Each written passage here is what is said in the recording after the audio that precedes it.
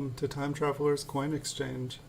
Tonight we're going to have episode 74 of The Coin Vault Has Opened. I pulled out a couple rolls from the vault for you guys.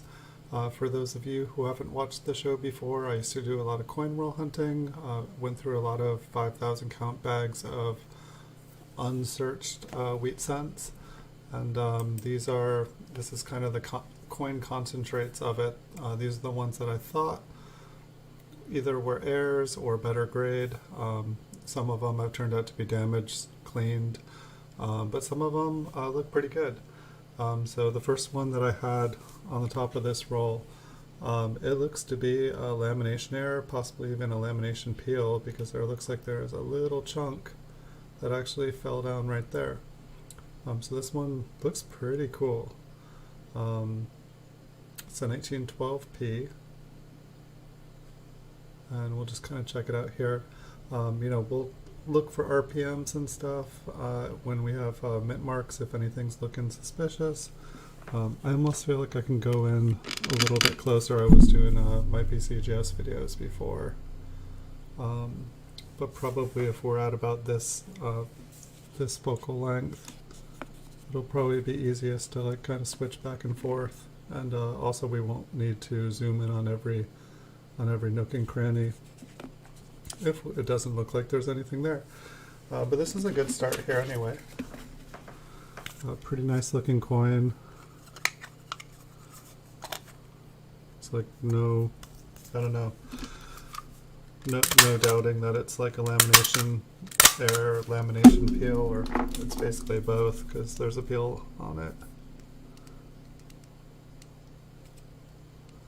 So as I go through these, I'm also just trying to make sure to kind of document these because I've already gone through them once. I didn't have time basically to, I was trying to go through as many coins as I could when I was doing this before, and so I didn't really take the time to like stop, and I just put them in the roll. That was, oh, this one looks interesting, oh, this one looks pretty nice. What's going on with this one? So I didn't, this is the first time I basically have taken a look at these. So I just dumped out a roll. This one's just kind of one of those square ones. It says 11p on it, but I used to buy a lot of unsearched rolls. I used to buy a lot of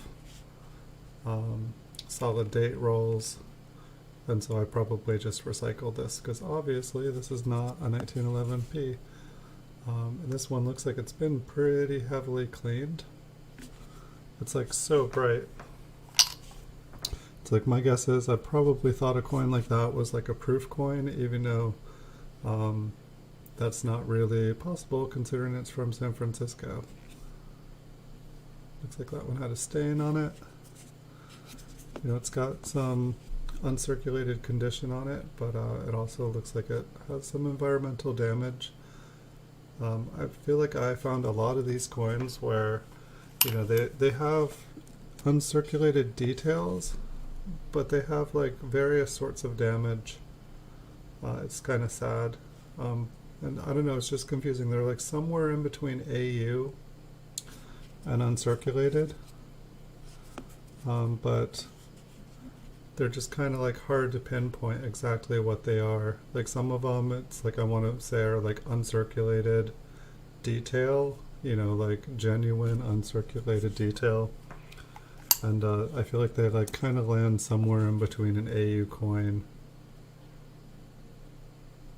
and an uncirculated one. It's a pretty straight line on Lincoln's head.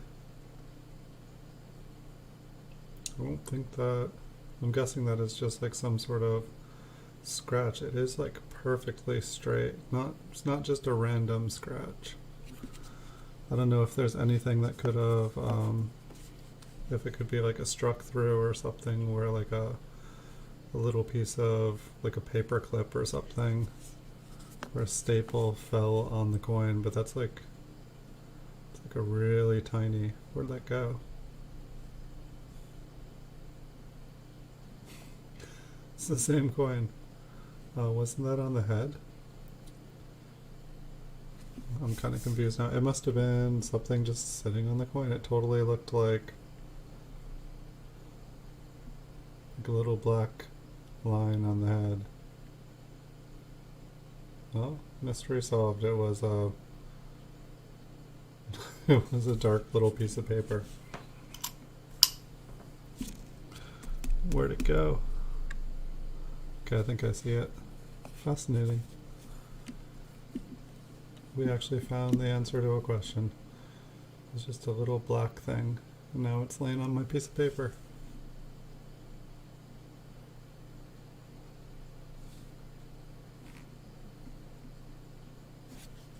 Seems like there's a lot of 1953s. I can see a couple steel cent in here, so I know that this is not a solid date roll.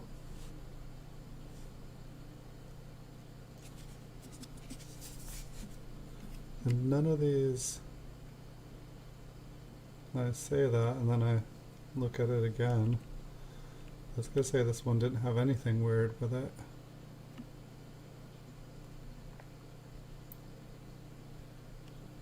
Maybe it is just knocked at the top for, I don't know, that kind of looks like there's a split serif at the top. Maybe I can turn it upside down and see what the light looks like bouncing off the other way.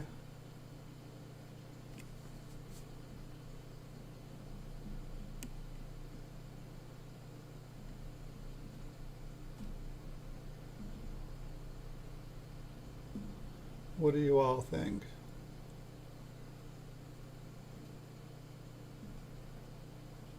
I mean, it's not usually the way I think of a serif being split. I'll put it off to the side. Maybe we'll get someone's opinion on it later.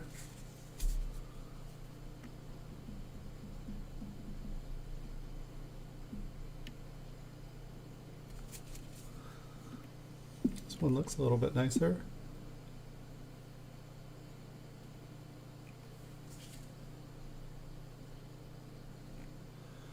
So I did a lot of listing today. I think I got at least 20 slabs up on eBay today. Pretty much any time I had any free time, I posted some stuff. I got up a full set of, this one's actually in pretty nice condition. I got a full set of 2009 and D bicentennial cents. And it looked like it, almost every one was a ceremonial strike and the rest were all first day of issue. I had no idea how much MS66 ceremonial and first day of issue were worth, or how much they go for. It was kind of ridiculous. This one's kind of interesting. Almost looks like it has like a wood grain to it. I don't generally think of coins from the 50s as having a wood grain. And nothing on the back. So there's a little bit of grain on the rim. Kind of looks like a woody. Let's take a closer look at that one.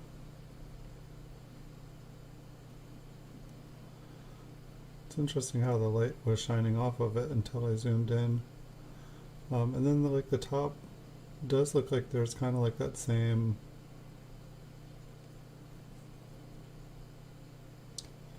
kind of split, kind of like the last one. I'm gonna flip that one because it kind of looks like a woody. I mean, maybe there was something sitting on the coin that caused part of it to tone a different color.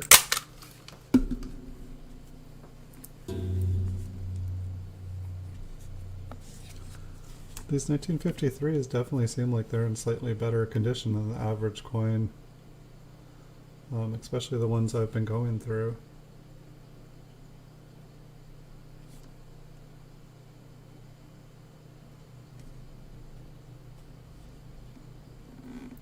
Trying to think of what the highlight of, I guess it was the highlight of the coins that I listed today, I think, was the bicentennial cents. Like one of them, I think the 2009D in MS66, the first day of issue. It's $85. I had no idea. But I spent less than that on the full set. I got someone put it up as a buy it now, and I just hit buy it now because I buy them whenever I see them. But I had no idea that like one of them was an $85 coin according to PCGS, and 4 of the others were $50 coins. And then the other 3 I think were like 18 according to PCGS. But like, yeah, I had no idea. So that was pretty cool. I got to list some nickels, a bunch of dimes.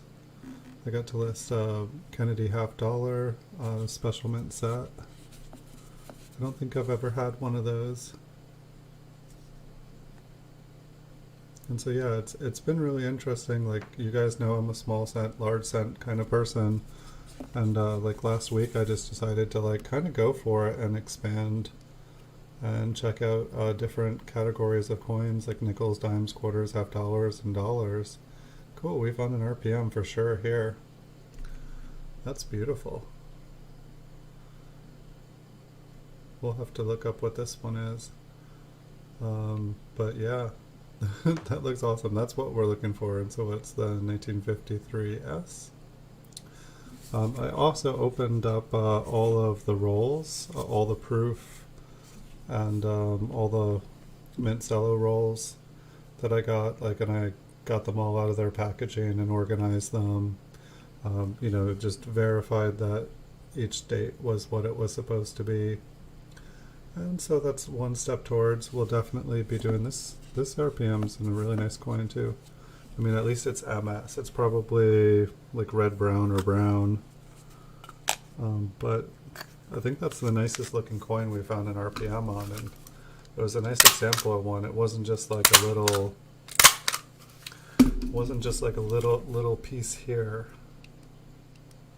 or like a little split serif. It was like, you know, a beautiful doubled serif. All right, let's see, 1919D. Got Zorro. Hello. Zorro out of nowhere. Hello, Zorro. What you doing on my Lincoln cent?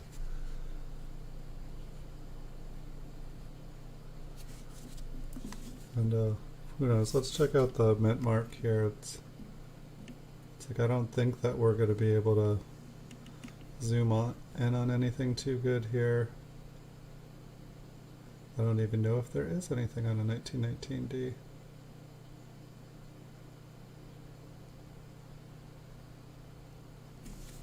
But I had to look. Yeah, looks like we got some oldies here. What is this, a 1910? I thought there was a mint mark. All right, let's zoom out.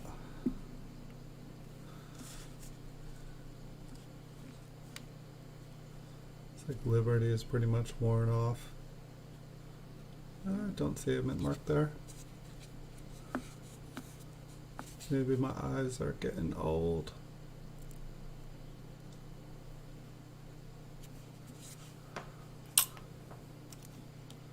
Is it Monday?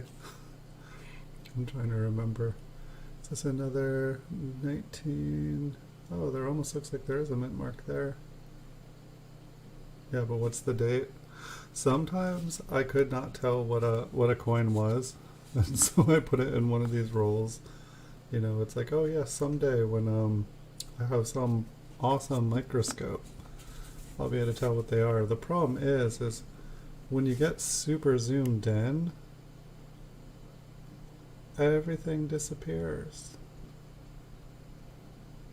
So like what looks like a mint mark there could easily just be, you know, a little teeny dink. And then it's like the eye makes it, I mean, it is kind of in the right place. I'd say it's a D if it is, but I'm going to say it's not. I kind of want to say that's a 0, and I also want to say it's an 8. So we can sit around and debate what it is all night. But I think it's probably it's probably, you know, a mute point. It's probably, you know, even if it was a 1910S, it's probably only worth $1 or $2 if it is. So, yeah. So is this another 1910 question mark? I like how there's like, once again, just like it's like someone took some 1910s in really bad conditions and just put a little dink right there, to just confuse anybody who looks at these coins in the future. Yes, tonight we're looking at really, really, really worn, environmentally damaged coins. Yes, this is clearly a 1914D. What do you guys think? Can't even, curious. Nope. If only I'd learned how to, oh, there we go. Does kind of look like a 4.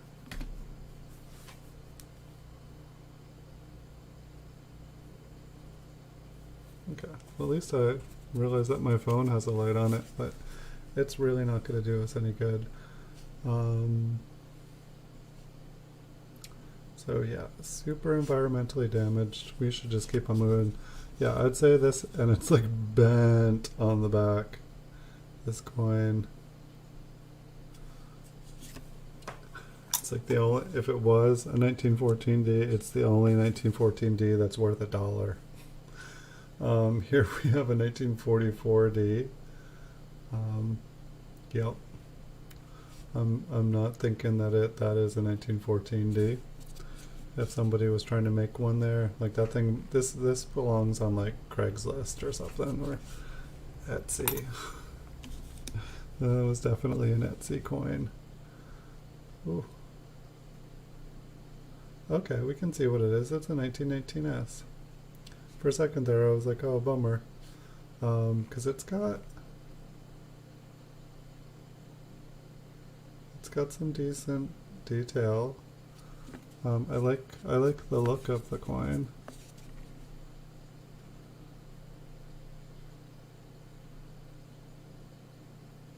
I like this coin. I will give it a flip. Let's look at that S though. Let's do it.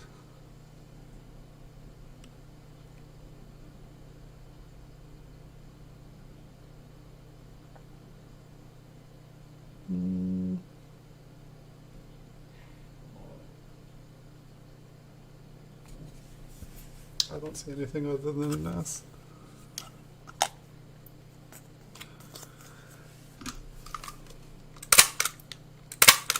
It's like I want to believe that the 9 there was just a really weak strike, because there did not look like there was super heavy wear on that. Alright, yeah, we got, this is definitely like a mystery roll. 11p. I think that most of these are coins that I just did not know what they were or what was going on with them. Like, to me, it's like, this looks like a 1913, so it's not a mystery. I'll believe that. This one looks pretty thin. I'm guessing that this was like a metal detecting find, and then they like cleaned it. It's like, I would say it's extra thin, and you know, it's just, it looks porous.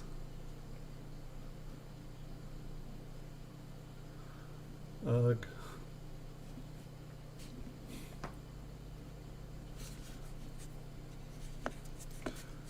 Yeah, this is where, you know, like learning all the different intricacies of a coin and the front and back and the changes of a coin over time. That's where like this comes, like, you know, I could almost see a 1914D here. I'd say it's a 1, a 9, and a 1. You know, the 1 kind of looks like something else too.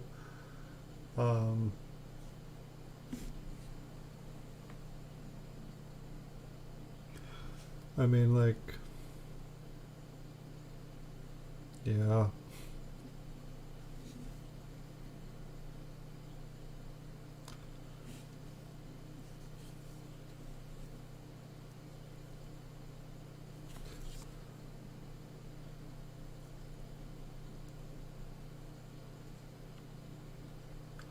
I feel like in bags of unsearched wheat cents, like I found lots of these kinds of coins. It's like, ones it's like, oh, it could be worth a ton of money. It's like, I wonder if people can, kind of make ones like this. Like, they take a, more common date from the teens and they just kind of like wear it out. Like, you can see the up and down motion here. It's like you basically just wear out the coin. So it's like there's part of you that feels like you just found a really cool coin. It's like this one looks just like the last one. I mean, it does kind of look like there's a D down there, but it's like I feel like I can almost see a 1 and a 4 there. But then, like, all of this.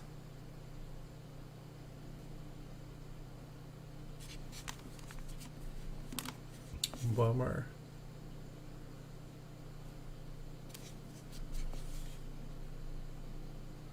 Like, I feel like I can see an 1814 D there. I feel like I can see a D, and I feel like that definitely looks like a 4 more than anything else, but it's not me that needs to be convinced, it's anyone who would want to buy it. Like, I'm curious what, like, PCGS would do if you sent them a coin like that. If they would, say, like, sorry, the coin is too worn, the coin is too damaged. Would they just, like, put a 19 1 question mark? Or 19 question mark question mark? Felt like the 1 was a little bit debatable too.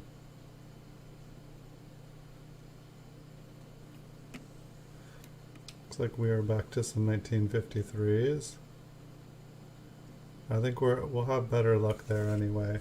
I mean, who knows? It could just be 1 here. But we found a really nice RPM in here already, so I think this one has an RPM, so we'll start there. Or I'm sorry, I think this one has a mint mark. So we'll start there. Oh, this was a 1950.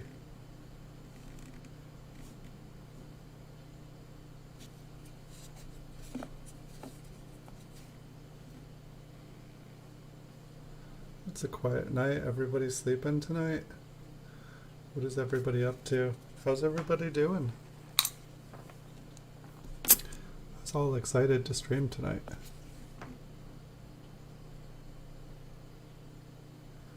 That mint mark looks a little interesting. It almost looks like there's a scratch, but it also looks like it's curved in the shape of the coin, so.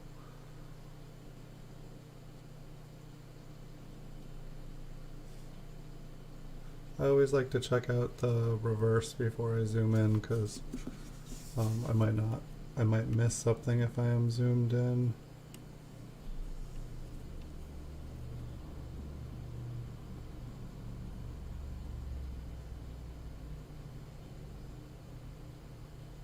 Interesting.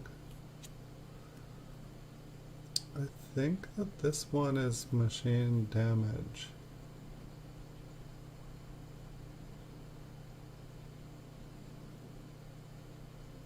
And I want to say that this one is an RPM.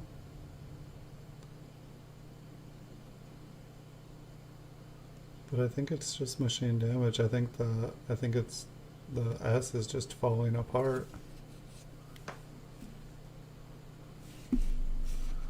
Let me look at the reverse there again. It almost looked like it was kind of toned.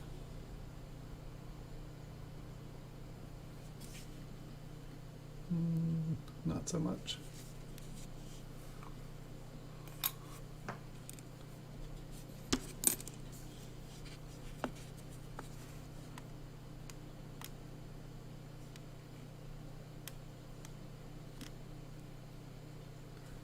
There we go. It's like we can do better than that.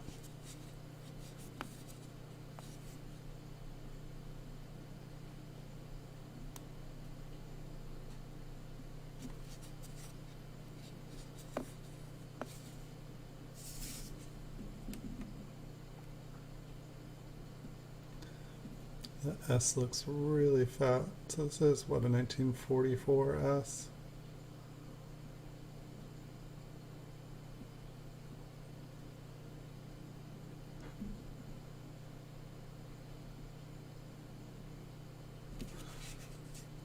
It's like I'm really starting to appreciate how all the different mint marks, or like a lot of the mint marks, are different.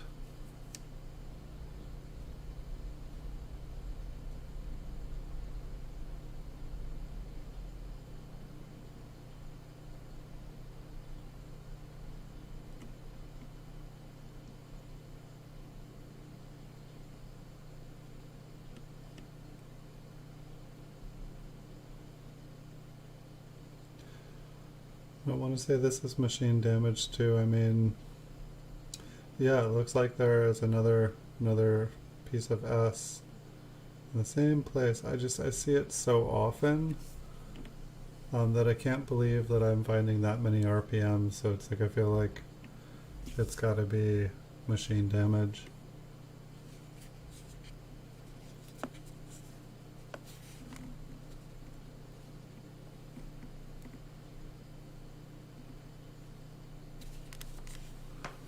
It's always really cool looking.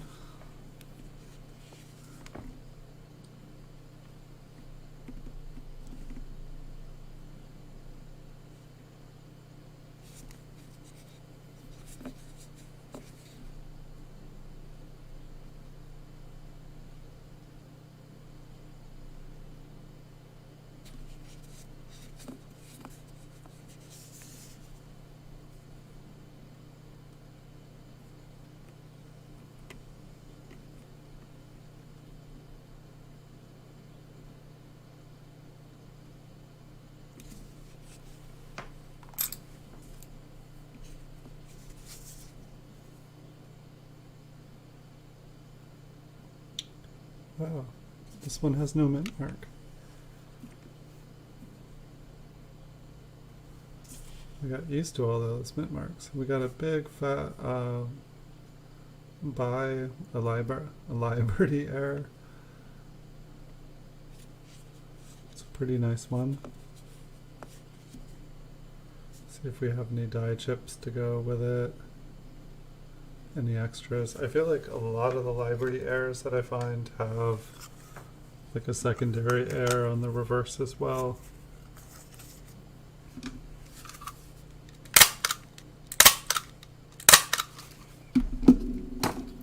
It's like I started flipping these and then I realized I was out of my boxes to put these in, and I've almost filled up a flat rate box with the flipped coins from the last couple weeks.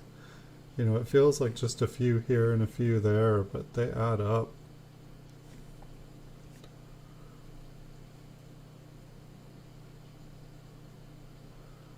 The T and the R up there look kind of cool. We'll take a look at the mint mark on that one. We'll take a look at the front. This one also looks like it's in pretty good condition. A late little scratch there down at the bottom.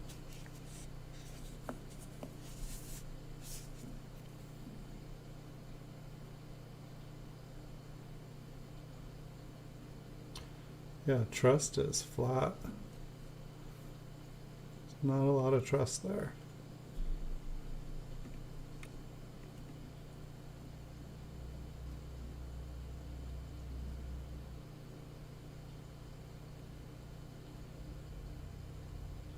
So I'm going to flip this one just because it looks like it's in pretty good condition. Nothing else.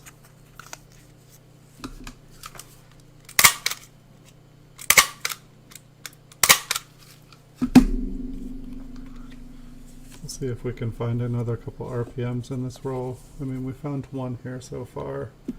We're not going to find it on this coin though, because this one is a 1955p.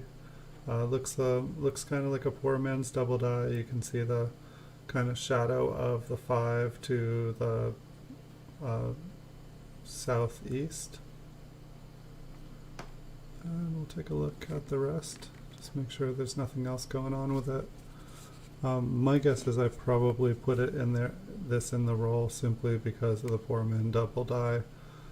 People do buy them, but it's like I have so many of them. Like so many of them. I probably have like 500 of them, maybe 1,000. This one, it's not really a poor man's. I mean, you can kind of see a little bit on the bottom. But it's like what I've like come to like realize is like if you can find a 1955 that's like struck well and has a nice solid normal looking strike, I feel like that is more rare than a 1955 that looks like it has some doubling on it. It's just one of those weird things. Right here looks like we have another mystery coin. This one almost looks like a 1913S to me. Like I feel like I can see the 1, the 9, the 1, but I feel like it might be a 1918S. And like you can see that scratch kind of going up on a northeast diagonal pattern. I feel like that maybe is what makes it look like a 13 instead of an 18. I don't know, it almost looks like it can be a 12S. But I don't think zooming in is going to help us there either. And you know, this coin is pretty beat, so it's probably not even going to matter. It might be worth more as a mystery.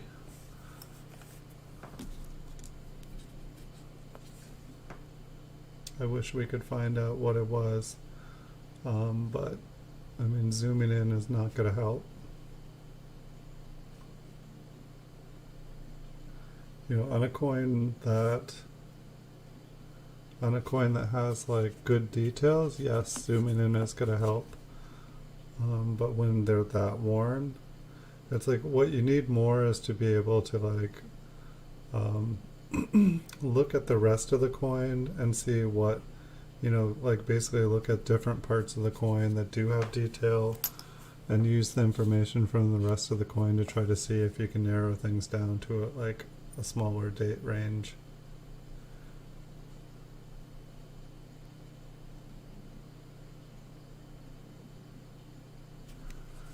I feel like the mint mark there looks pretty good. We'll check out the reverse. This one looks like it has a pretty solid strike. Little scratch there.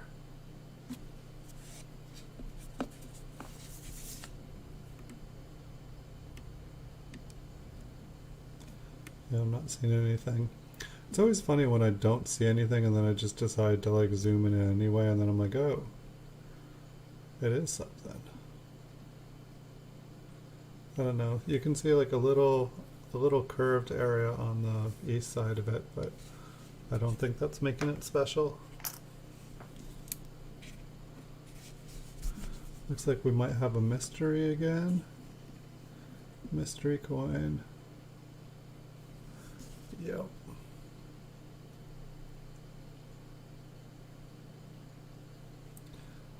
I feel like we've seen more mystery coins in this roll than we have in every episode that we have had on the show combined. It's like when I was, you know, making solid date rolls and going through, you know, searching these coins and stuff, it's like I would come across coins that I just could not figure out, you know, what roll they were going to go into. And you know, I'd be making a stack of ones that were kind of toned, ones that were kind of like, you know, pretty AU, BU. I'd be making ones that looked like they had errors or just something weird going on with them. And I feel like sometimes, you know, it's like you don't want to like get a key date coin and then give it away. So like I feel like I just kind of like put them in a pile. And then eventually I had to move a house or something, and the pile just kind of got put in a tube. And then today. So that does kind of look like an RPM. Like if you look at the bottom serif, I know this mint mark is totaled. It's kind of sad. I mean, maybe that's just more damage. It's actually kind of amazing that, like, we could even see one with that much damage. It's not the kind of RPM I want to find. I much prefer the one we found earlier tonight. Gosh, that's too bad too. The reverse looks like it's in much better shape. Was it just the mint mark that was all smashed up? Yeah. The date had some damage to it too. Get a little more focused here. Filled B. I might have just put that in. Like I thought that like filled letters and numbers, I thought those were a thing. I will label this one in RPM with a question mark. It's like I just want to, like, you know, if I actually put RPM on one, I want it to be one. I have like boxes of ones that are like, what is it? I just have to look at this. Okay, it was just the light. And let me grab some more flips. Wow, I'm starting to get a desk room in my desk drawer again. This is awesome, guys. I didn't have like any spare room in here. Let's see if I can pull this out. Alright, nothing exploded. That's good.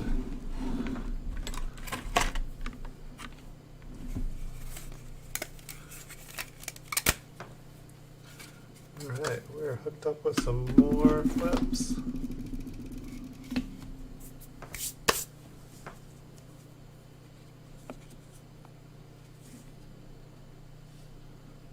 Alright, next up a 1958D with a filled B.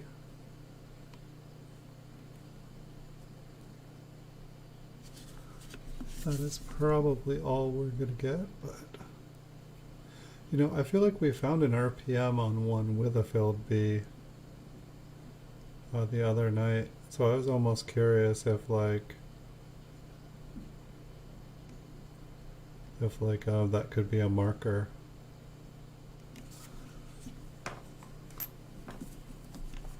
I think it was a 57D though. I think this, no. Yeah, definitely thinking about getting a second microscope just so that I can have a small area to like kind of zoom in on. I mean, it wouldn't be as big for you guys to see, I guess, but it's like if we're just looking at one digit, and that's its only function, it probably wouldn't need to be. You wouldn't need to be seeing the entire coin. You would just need to see like the one little area that we're trying to check out.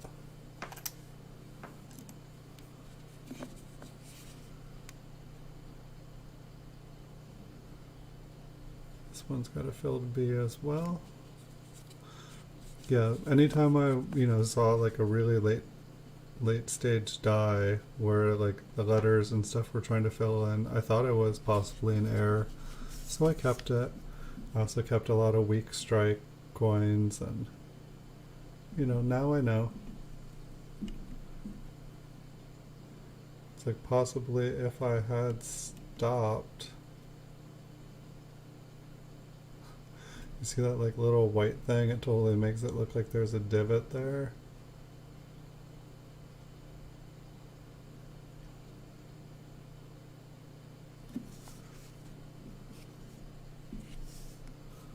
This coin circulate, I'm going to touch it, see if it comes off. Nope.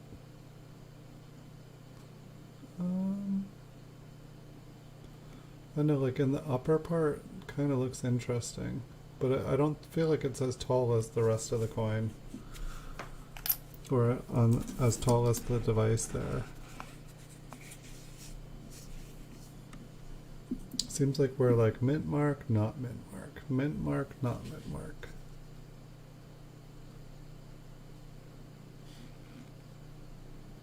We got a Liberty error on this one. I feel like when I first started doing the show, I would like kind of put all of the mint marks to the side. And, you know, if we saw one with a mint mark, I'd go back and, you know, go through them all at the end. But I felt like then we were just like kind of like going through every coin twice. But let me know what you guys prefer. I guess I also felt like I'm handling them twice as much as well.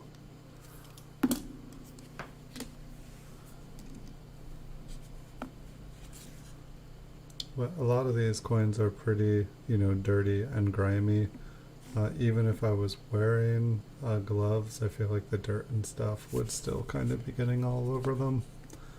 And maybe that's not as, you know, I wash my hands before I do this. But I understand that like the human body is constantly making more and more oil, and perhaps that oil is actually more damaging than any of the grime that's on the coins. I guess I just think that these have already been, you know, I got these out of circulated bags and figured people have already touched them and touched them and touched them.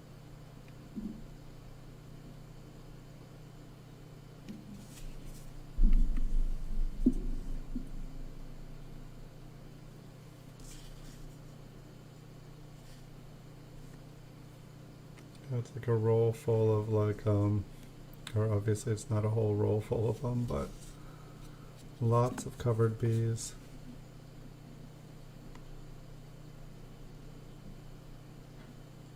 It's like the reverse on this is like, except for up there, which is a common kind of weak strike, but the reverse is really nice for the front to have the filled bee.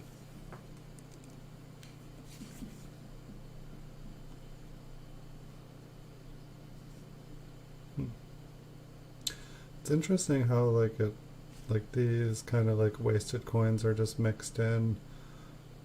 Kind of looks like a 24.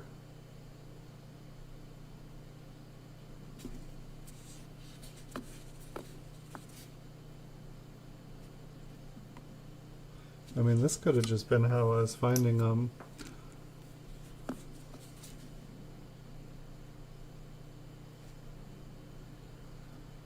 I like how the 9 and the 5 are connected there.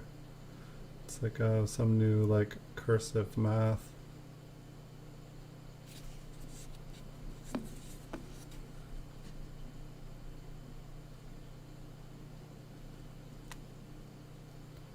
Maybe I've blocked out that part of my education, but I don't seem to remember there being like any cursive writing when it comes to math.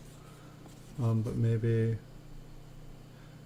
I mean, it seems like it would actually be kind of fun, or like it might be like kind of artistic to see like mathematical equations written in a cursive style with all the numbers kind of connecting, and you know, all the numbers kind of fancy looking.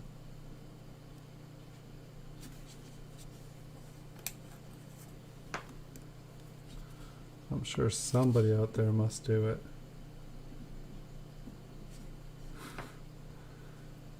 Look at I believe this one is a steel cent.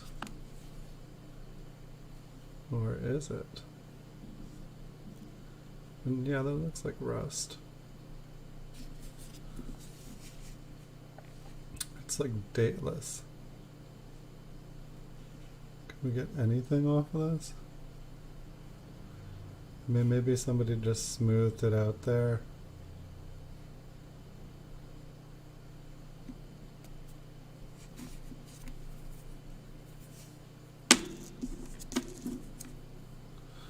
I think I'm gonna play with that with a magnet later.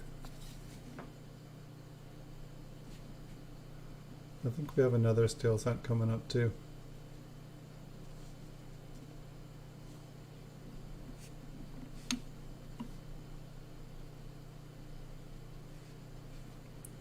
I think this one got struck on the side. I feel like I used to think that a bunch of the little tiny strikes like that I was finding cuds. No, I don't think that as much. No, I think that a lot of the things I thought were cuds were just kind of damage. Let's look at it up close.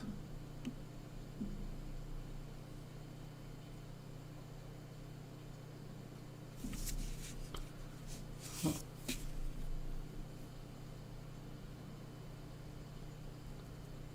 How far up do I need to get for this?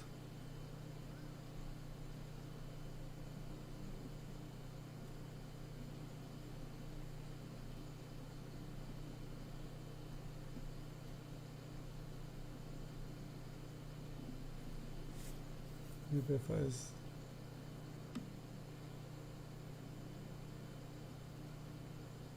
huh. It actually looks like an interesting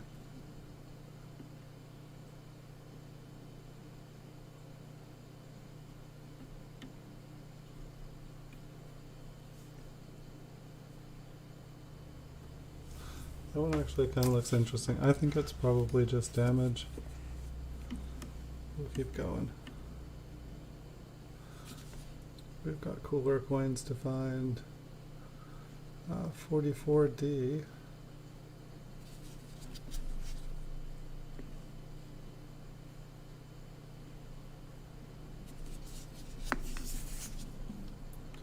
It's like a vanishing mint mark here.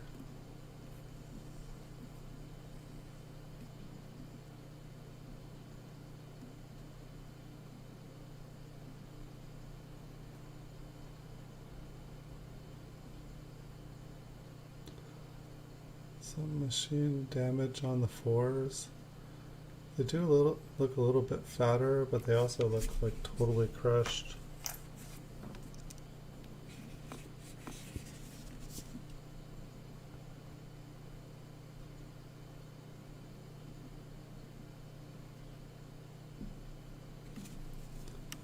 Looks like we found a 1950-70. What do you guys think? Clogged B? Clogged B. Starting to get my former self. But yes, sometimes it's a little bit unfortunate that I was putting away so many coins that I did not need to hold on to. But at the same time, it seems like I did do a good job identifying some different kinds of errors. I can only imagine what I would have found if I knew all the things that I know now. This one's got like the, shinier areas on it, like they're kind of a little bit blue. Maybe it's not natural, I don't know. It looks like there's some machine damage on the 43. Kind of gives it kind of a nice little fun look.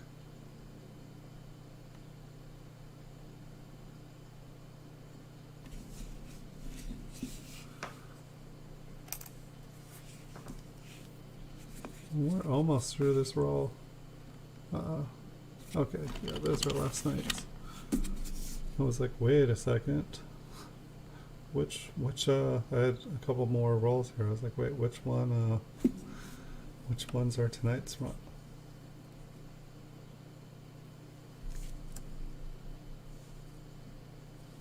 Filthy.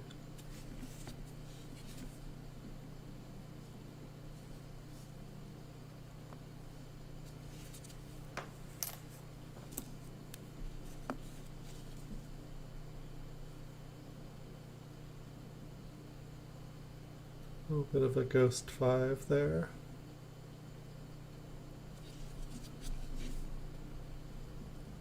I'm gonna guess that that was all there was to this coin. It's like the S in pluribus, like it still makes me laugh. It's like such an artistic interpretation of an S. Yikes.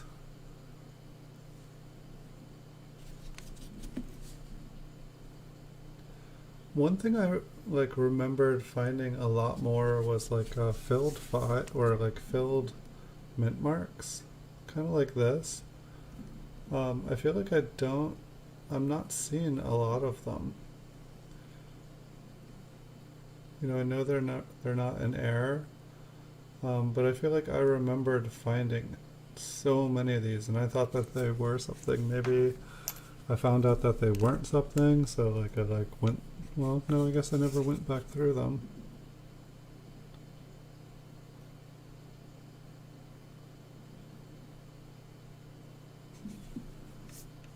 This one looks like it is really cleaned. It's like where there should be luster, instead you see like thousands of little lines and nicks. In person this coin is very, very bright.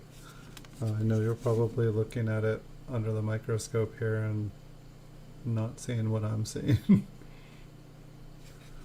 But it's like, coins that have been cleaned, they almost get, I don't know, it's almost like, it's like they look kind of like a BU coin, but they just, the color is off. They're kind of like bleached out. It's not that I haven't seen coins that are not bleached. I've seen bleached out coins like that.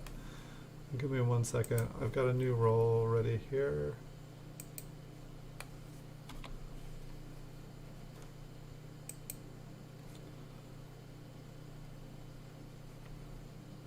eBay has just been like so busy here that I'm just want to check on it every little once in a while.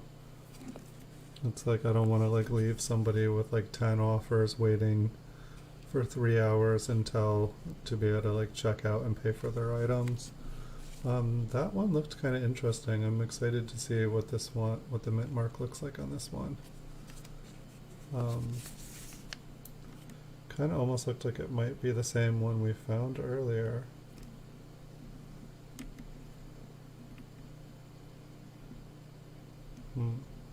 Yeah. That looks like an S over S, so yeah, I think it's the same one we found earlier. Nice. Okay, well, we're on a roll here tonight anyway, like 219. I think the other one was, yeah, the other one is like, the other one was BU. This one is like maybe, can't remember what the texture, I feel like maybe extra fine or something.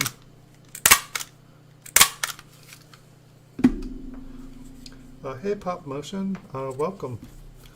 We're just looking through a couple rolls tonight. It's a bonus stream tonight. And I used to go through a lot of coins, and this is just kind of like, this is looking at them 10, 20 years later and saying, okay, what did I put away way back when? See, I like the kind of striping on this coin. It's like, once again, like I don't really think of the 50s as like, like wood grain. And the front wasn't exactly wood grain, but how are you doing, Pop Motion? Welcome. Take a look at the mint mark here. I didn't see anything at first, but well, was that the first coin of the roll? Was the RPM? I don't remember. I don't see anything here. Yeah, it was, because the empty roll was still an empty roll.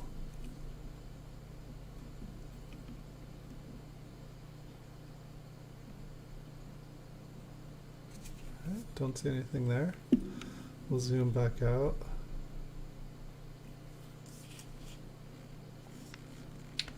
It's like now I kind of wish that, like, say if I was making these rolls, like an RPM is a repunched mint mark, and so basically it's kind of like, I feel like the best way to describe it for me, it's kind of like the double die of the mint mark world. So it's like the RPM, when it got, when they made the mint mark on the die, it kind of happened twice. And it's like they either, punched it once and then wasn't satisfied with the punch, and so they like they punched it again. They can get kind of cool. This one's got like a die crack here, and it's like, if a coin had a crack, it would go into the coin, but when it's the die crack, the die is cracked, and then it ends up raised on the coin. So that was a kind of cool looking one there. Did we already look at the front mint mark on this? We're gonna look again because we're having luck. I kind of like that die crack on this one, so I'm gonna flip it. I just felt like it was a nice example. But yes, an RPM is a repunched mint mark.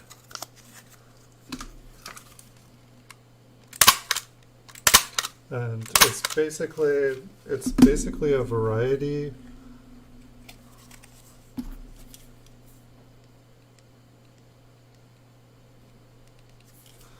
Basically, you know, if people, it's like it could be a minor or a major variety depending on. It's just something you know that makes a coin different. So it's like some people collect, you know, just the basic set with like year and mint mark. And then some people, you know, they want all the double dies. Some people want all the repunched mint marks. It's just different dies used to make the coins had different things. You know, a lot of them just look exactly how they're supposed to look. And then some of the dies, they don't look the way they're supposed to look. And normally I feel like the mint would discover that there was a die that wasn't producing coins the way that it was intended to look. And so they'd take that one out of circulation. So some of them are really rare because they did a better job taking them out of circulation. And some of them are pretty common, like nobody noticed for a while that something was not quite right. See, I don't know if this is a weak strike or a really worn die. Like, I feel like you guys could see that mint mark. It was almost flat on the coin. Well, yeah, there's some pretty good wear on this, but I'd like to call these like sea monster or like Leviathan sense. They just look like a Loch Ness like monster just coming up. Like if the fields were an ocean, it's just, you know, kind of like this like sea monster coming up out of it, just disappears. The S like kind of dips into the water.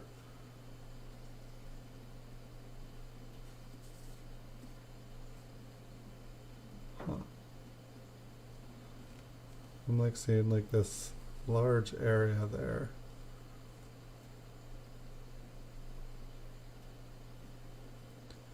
It just seems like the metal is like raised up there, and I can't see the reason why it would be. Maybe it's just an illusion. But how's it going tonight, Sev? Welcome. Here we've got a 1925S. So far, a clean example. No major damage. Some like nicks and scrapes here and there. It'd definitely be a nice nice for like an album. You know, it's got a nice clear date on it. You know, we don't have to sit around debating what the what the date is like some of the coins from the last roll.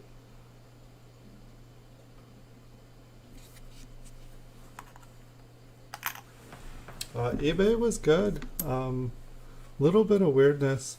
People seem to be like wanting to troll. Just lots of like buying something, lots of making offers, and then sending messages saying like things like, "I never intended to buy this item," and it's like I don't know. Like maybe people are like wanting to get like booted off eBay. But you know, it's part of doing business on eBay is you get some weird stuff. Same as, you know, being on YouTube, you get some weird stuff. So I just try to, you know, move on. It's like if you put a bunch of energy into things. But otherwise, it was a really good day on eBay. I got some really good coins again. Yeah, I'm fairly happy with today. I did notice that the 1936 proof that I wanted to buy, somebody bought it last night when we were talking about it. That's fine. I wouldn't have mentioned it if I cared. It was one of those coins that was a little out of my price range, but it was just like I want it.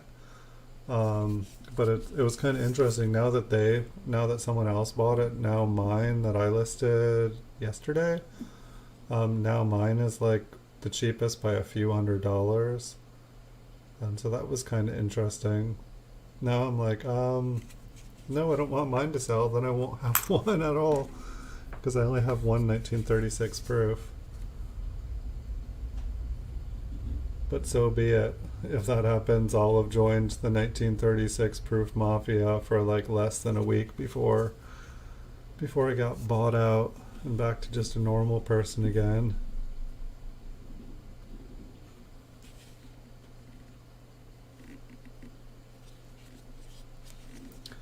It possibly was. I mean, I felt like it was right up his alley. Like he loves the 36, but he says that he's not buying any duplicates, and I can get that. But I also hear him saying, we should buy up every single one. I think he wants me to buy up every single one. But I was already kind of doing that anyway, so I'm happy to do it. It'll just take me some time. It's like I feel like proof coins don't sell quite as fast as business strikes, and so if I only buy proofs to resell, it's gonna hurt my business a lot. But in the long run, I feel like all the proof coins are like grossly undervalued. So I feel like long-term investments, they're really good. Trying to buy coins to flip quickly, not so good. So it's like more like I sell a bunch of business strikes, and then as a reward for selling a bunch of business strikes, I then buy a bunch of early proofs, and then that makes me happy because I really like the proofs. This one just looks like someone put like clear fingernail polish on it or something. It's so glossy. The vault is empty. Yes. Like that Game of Thrones episode in the City of Bones, or the City... Can't remember what the name of that episode was.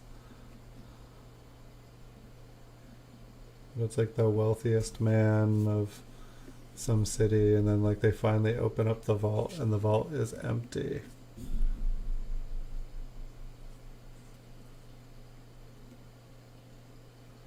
It's an interesting line going through.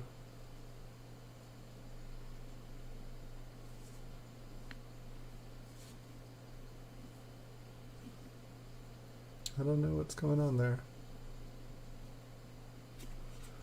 Yeah, if my 1936 sells, it definitely will feel like the vault is empty. It was definitely like an accomplished feeling.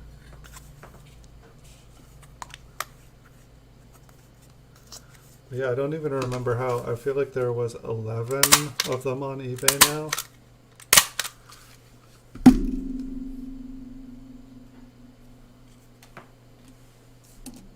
So not a whole lot of them.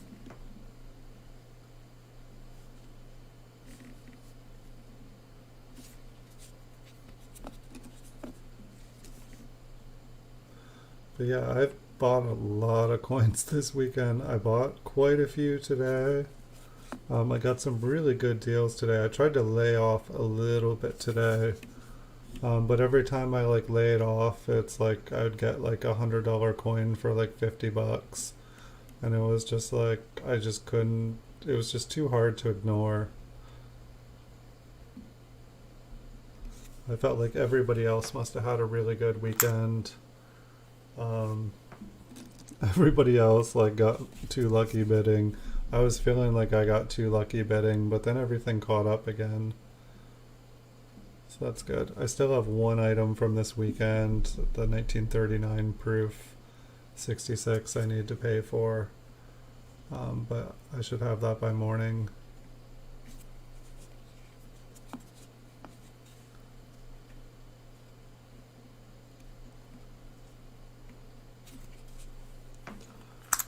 If I was like selling off all these rolls, like I would be making more room in the vault.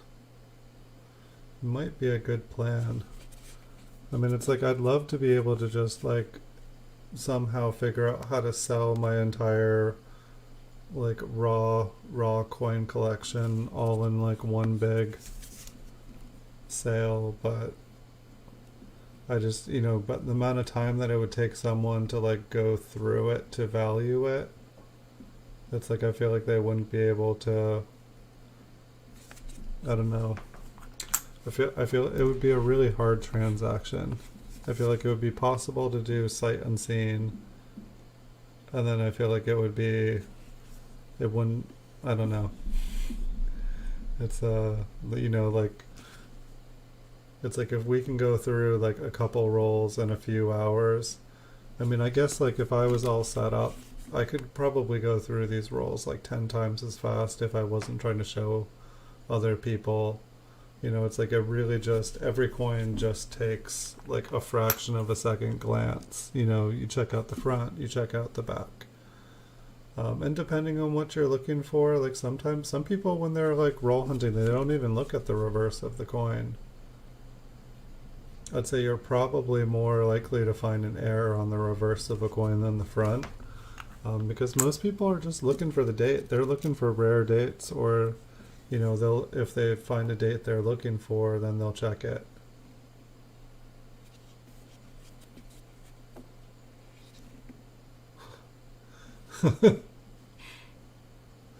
No, I was pretty tired last night. I should be careful. Like tell everyone like the vault access codes. That would not be good. But actually, yeah, this one is hold.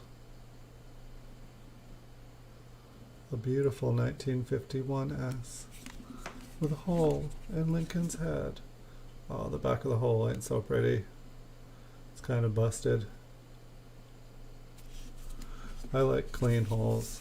I like ones that, the person entered it on one side and it came out clean on the other side. Yeah, no, I had to like go and check all my vaults after you guys were teasing me last night. Like took all day to like drive to the mall.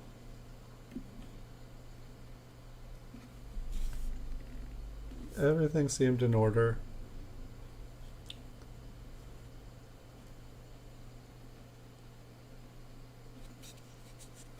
Probably a good thing. It's like all the dogs I was breeding in that underground one, they seemed like they ran out of mailman, and so it's good I brought them another one.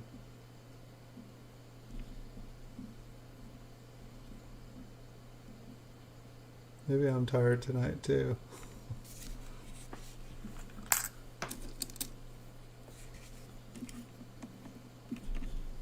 I definitely haven't made up on sleep yet. I feel like I've done bonus streams. Did I take a night off last week? I don't think I did. I kept meaning to. This one's got a little bit of toning. It also kind of looks possibly cleaned.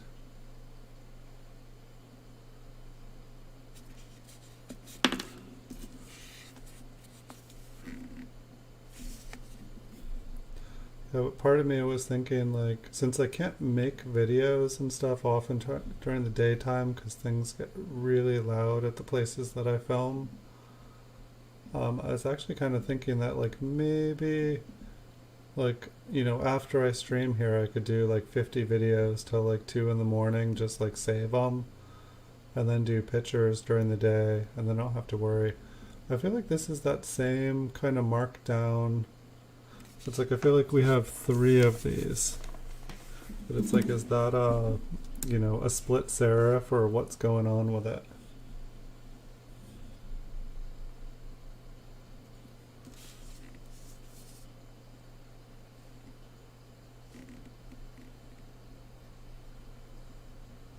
guessing the rim is a little damaged there. We had a lot of 1953s in the first roll. We found two 1953 RPMs now tonight. Like definitely like S over S. Nothing here though.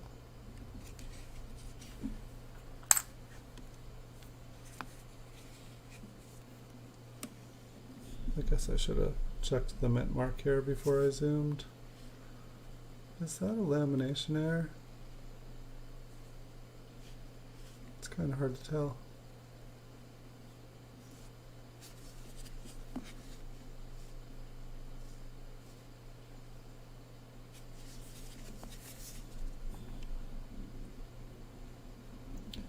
Kind of looks like it. It's like I always wonder, like, see like the two little fangs on the rim there? It's like I'm guessing that those are from like another coin. I just see those on coins all the time.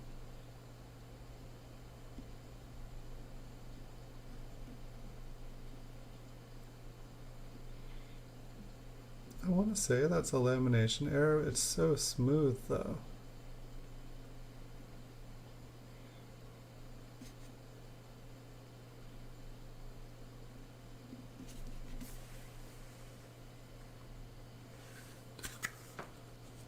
The first roll, it seemed like there was a lot of like half the roll was 1953S, but then there was like kind of like all these old ones. Like this looks like a 1914D, but you really can't tell.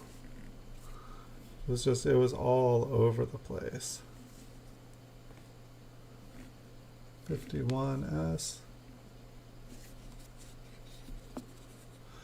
That's one thing I liked about coin roll hunting from the bank here, is that when I did find a wheat penny, it was almost always a San Francisco mint mark. And you know, from like I used to coin roll hunt on the East Coast, and so like we wouldn't find any San Franciscos there.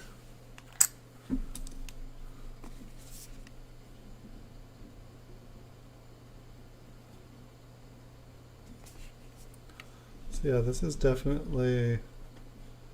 I'm trying to remember if we've actually had anything other than San Francisco here. Now that you say that, seems like it's just been one coin after another.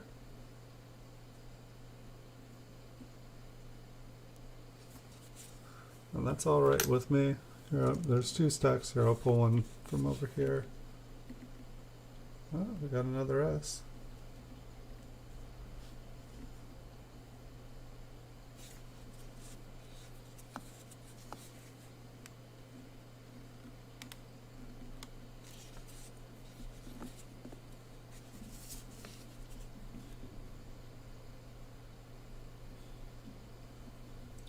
Little something going up from the top.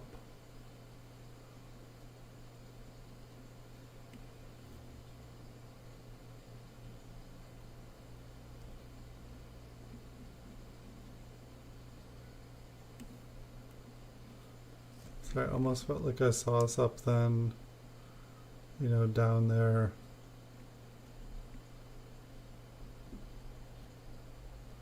I think there's just like a little scrape in the coin. It just kind of looked like to the southeast that there was like kind of another bottom of an S. What is this, graffiti?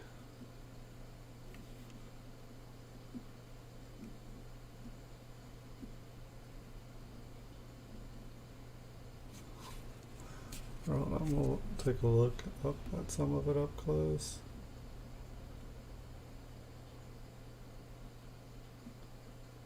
Huh.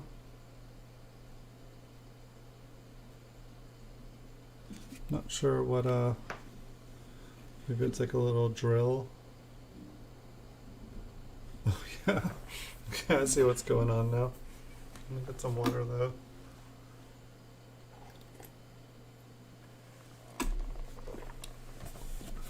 I didn't even notice that they re-engraved. Is this their initials?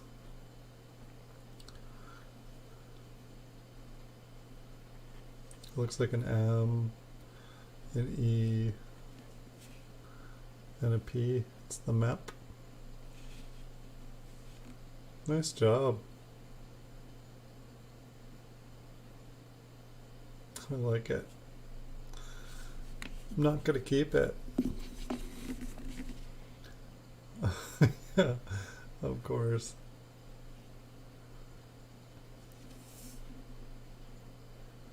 Is that more there? Were they like hilarious?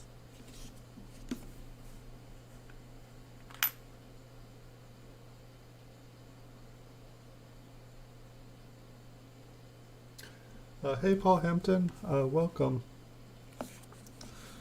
We found a couple RPMs tonight. I think both were 1953. Pretty decent looking. Then we found a couple that, you know, kind of looked like they may be, but not something I'm used to looking at.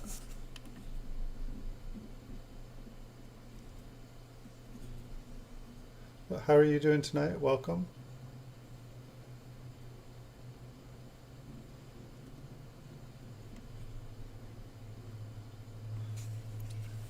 Yeah, I'd say Sev, like just you know, a couple S-mint rolls, you know, off of eBay, you know, that'll get you your 40s, 50s, and then if you just have a couple more left after that, just buying them individually. I know some people, they want to, you know, find every single one themselves. That was my goal 10, 15 years ago. And I never found every single one. You know, I never found a key date. And so, like, you know, eventually I'd have to buy those. But then I wanted to, you know, it's funny. It's like I didn't want to buy a raw one because especially on eBay, it just seemed like there was a lot of fake coins, altered coins. And so, it, you know, if I was to buy something graded, then I didn't want to, like, break it out of the slab to put in my book, and then at the same time I wanted to take care of it and figured the slab would be the best place. But then I also put all my coins in my registry set up for sale on eBay, so then they end up selling, so then I buy a new one.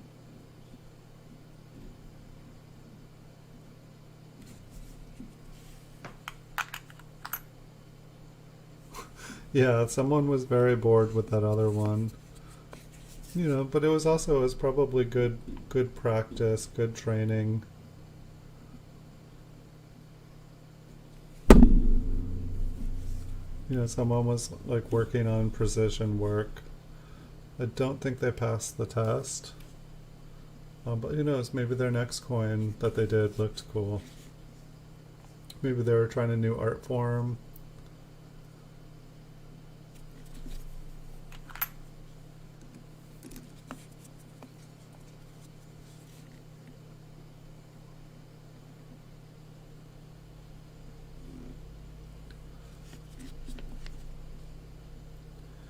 Yeah, I need to just find find a microscope camera that has like a best offer on it, and then go and put a best offer on it, and then I'll be forced to buy it.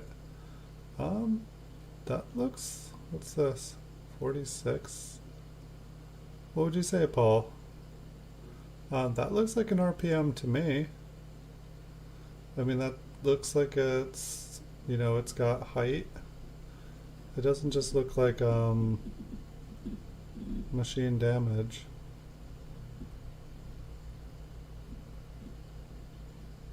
I don't think I found a 1946 S before RPM. It's just interesting. 'Cause, I mean, maybe it split there. I think that's gotta be one. And here, we can flip it over, look at it upside down. See if that convinces us anymore. See if I can find it. It should be like right here. Oh, the coin's not. Let's try that again.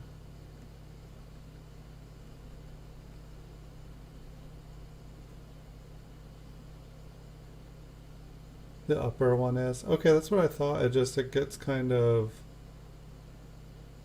hairy up at the top there. See if I can get an angle shot. No, it doesn't want to give it. That one looks pretty cool. I feel like the 1953S is a little bit better. But we've had pretty good luck now. Like I feel like I'm 99% sure that is one. Keep it off to the side. Yeah, I'm definitely... We'll do an RPM recap at the end here.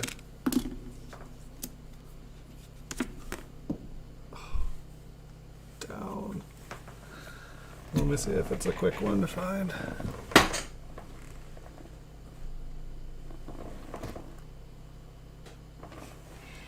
I can see some of them that are not.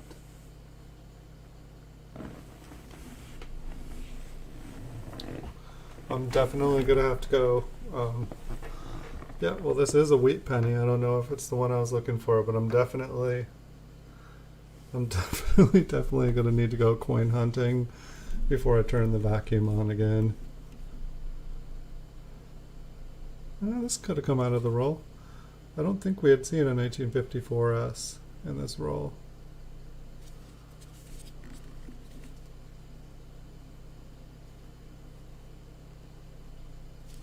We will check it out. Yeah, I think it is too. I hadn't seen that one in particular. It's like sometimes I feel like I'm just trying to convince myself, like this one here, it's like this one looks like machine doubling to me. You know, it looks like, to me it looks like that part up at the top is lower.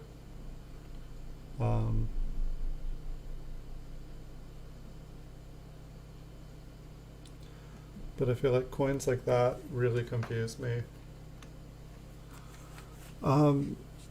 You know, I haven't looked in years, SF, like I really haven't.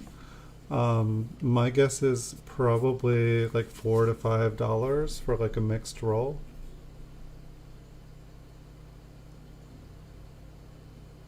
I feel like, you know, I feel like they go for, you know, probably, you know, if like a roll of wheat pennies is like $3 or something like that, you know, they're just a little bit more. People like the S mint marks better. Oh, memorial and wheat? Oh, that's a good question. I mean,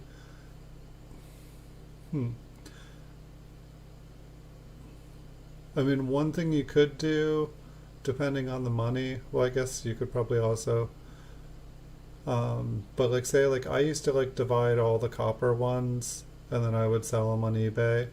Like you could probably buy like a 30-pound bag of like memorial like slash wheat pennies on eBay for like $75 or something like that, just like a 5,000 count. Or is it 10,000? No, I think it was a 5,000, like $50 face value. Was this pretty nice looking 28? What was it, an S? Yeah, why does this seem like it's an S mint mark roll? It's not like I like divided everything up into S mints. But I guess like the good thing about getting something like that is, you know, after you still, anything you don't need, you could, you know, you just buy one from San Francisco or buy one from the West Coast, and then it would probably have a good amount of S mints in it. No, there looks like there's some machine damage in the 8 there. And kind of the 2. But yeah, at the same time, like, how many are you like almost done with it? Like, do you just need like 10 coins total? I mean, like, actually, you know what probably the cheapest way to do it is? For probably like $5-6, you could get a completed Whitman folder from like 1941 to present. Um, like they're pretty cheap. Like if you like watch like the Whitman folders like completed, it's like there's not anything really rare for the most part from the 1940 to present. You might need, depending the folder, you might still need a couple coins. But that would probably get you like 90% of the way there.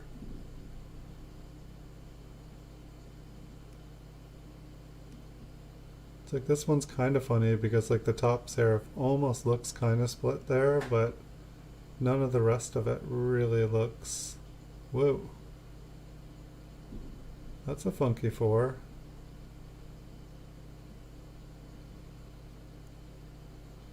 Something like it related to a camel? Is there like some weird like 4/4 error?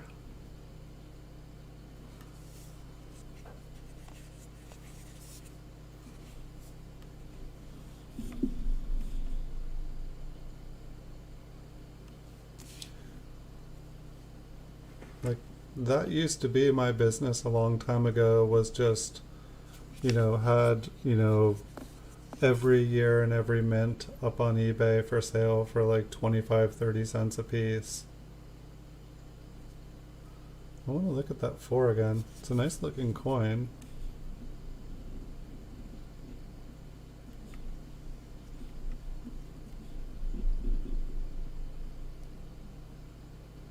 It doesn't look like it's been damaged.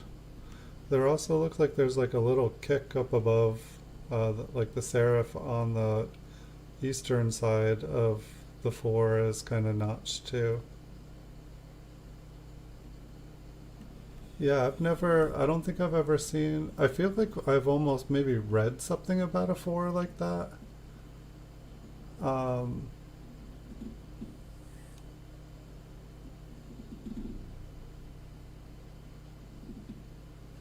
I mean, it kind of looks like a 4, like 1/4 over a different kind of 4.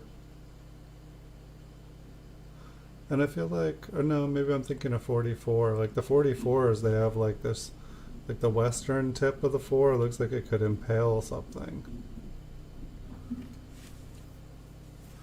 But here, let me throw it in a flip, just so I'm not touching it anymore. I don't know what to put on it. Crazy 4, humped 4. Just write 4. Let's see. Right now it'll be...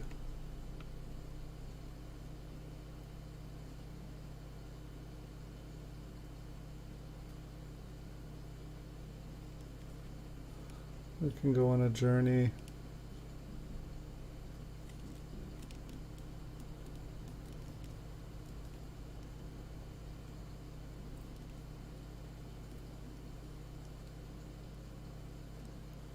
I almost liked looking at it. I don't remember a repunched date. Here, we'll go through it again. We'll take another look at it at the end. I mean, if you want, it's right here. It's on the top of the stack. Maybe we can think about it for a minute while we look at some others.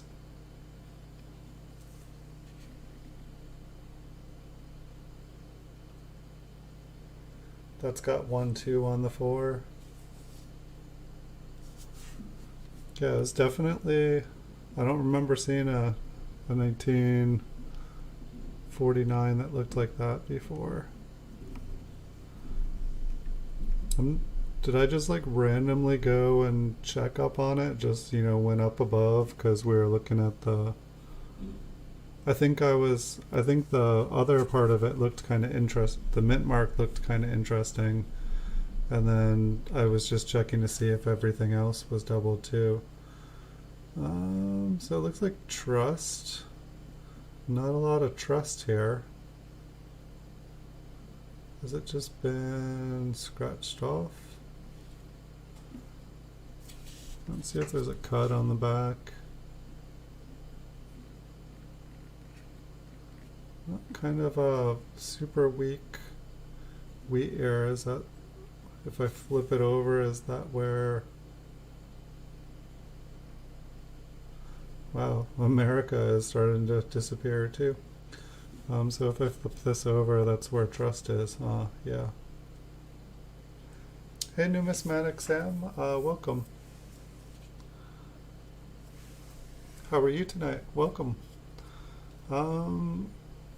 So I don't know, is it just a weak strike on both sides?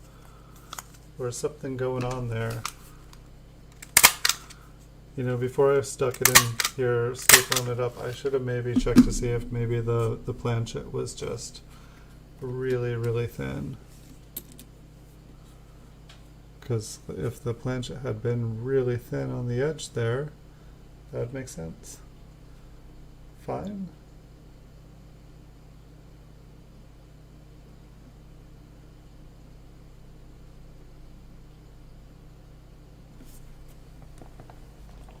Oh, that's not too bad, Seb. You're almost there. That looks identical to 14S double die number 2. Is that a 1914S? The reverse was grease. But what about the front? Would the grease on the reverse, would that cause the front to be faded too? Does it like, or could it be greased on the both?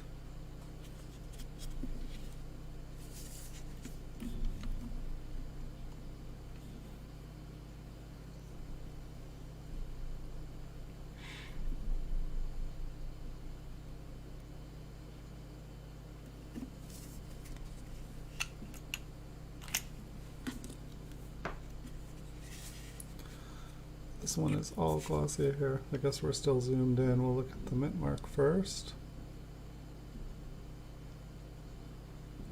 So it's like these ones kill me where there's just like, you know, you can see something obviously there, but it's like, I guess it's just machine doubling because it's not raised up. This one kind of looks toned. Either toned or glossy.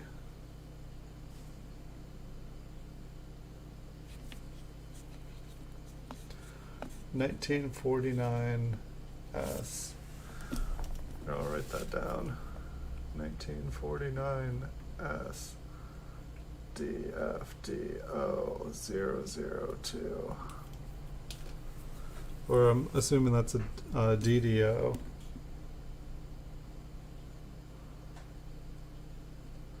That sounds fun. I usually do not have any luck at all finding double dies.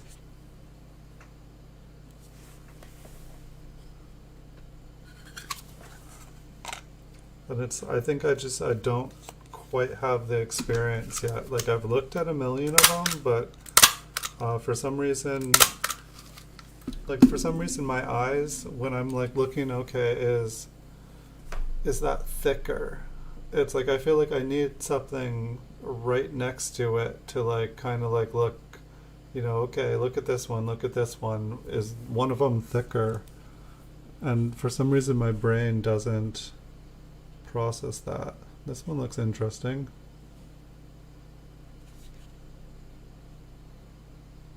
It might be machine doubling. That T looked pretty doubled.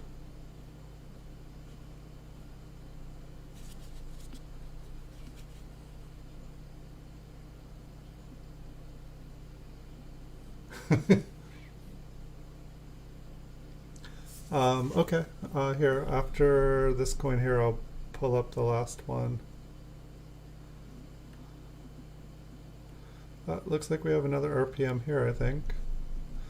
Our third 1953. We're on a 1950. Whoa, hello.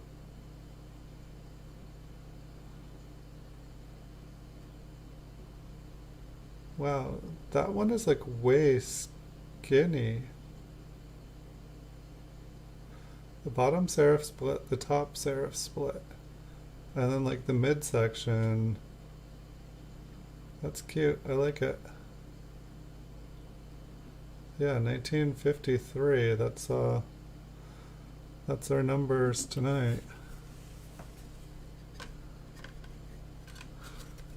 Oh no, I can go back. It's right here. Unless you want me to keep going. But if you're on the page looking something up. See, this is where I want the camera above my head so I can just leave it there. I can keep going looking at new stuff, and you guys can like you guys can, you know, check things out that you want to check out. Is there any particular place, I should have asked while I was flipping, is there any particular place on the coin you'd like to see other than the 4?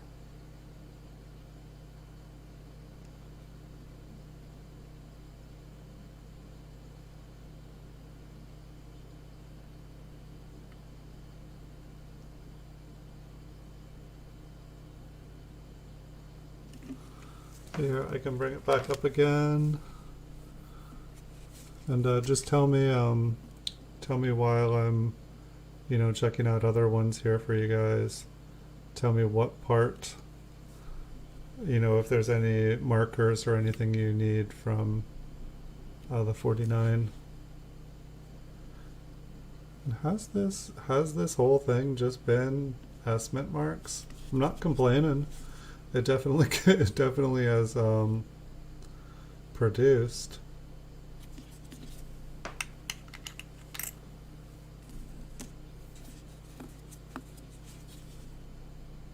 Right here we've got a Liberty. I want to guess this is a Denver mint mark. No, it is San Francisco once again. Yeah, I liked yeah, that RPM, like, it's like I didn't need to zoom in to see it.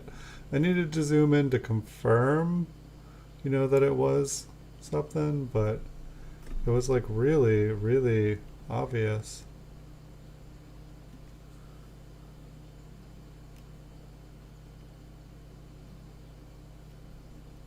Nice, congratulations, Numismatic Sam. That's awesome. That feels really good, I'm sure. Like, it felt really good to like get to 1,000. I feel like after I got to 1,000, I just kind of stopped trying. Oh yeah, this is what. But I feel like I tried for like 3-4 months to like get to 1,000. Like it was just like every day, just like working, like networking, trying to meet new people. And then I was like, wait, I'm networking more than I'm making videos. I'm networking. I'm like, I like looking at coins. Like I want to. Wait, what am I doing? Oh yeah, library there.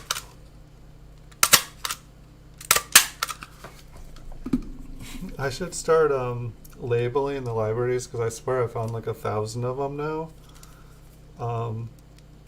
But I should start like labeling them like buyer number 1, number 2, so that I can be like, yes, buyer number. It's getting out of hand.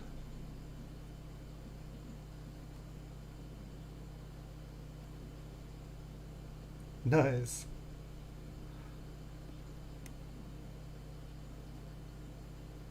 We need to get you guys up then. Like I miss that they like maybe that's back. I haven't checked to see if it's back, but I liked it when you could go and visit people's channels. Like you could be like watching a channel and then you could go and, you know, just click like, you know, go to channel or whatnot, like right click on someone's name. because I'd be watching a show and then I'd like go and like check out like see what all the other people are, see if we have anything in common, just check out their videos, check out what they do, because it's like I don't know, when you're like coin roll hunting, like half the time you're watching, half the time you're listening. um, what is that? Kind of looks like a planchet flaw. I don't know, we can take a look at the reverse, see if there's any damage to the reverse. But yeah, I missed the go to channel function. And I don't know, I feel like the only thing that I heard about it, like, it's because it happened when I was on, like when the pandemic first started happening. And like basically I came back and it was like gone, and I'm like, so like if there was a big drama about it, I missed it all. Yeah, see, there's those like 1944s that could kill someone. Those things are mean looking. Oh yeah, and then there was, where is it? I feel like that looks pretty natural.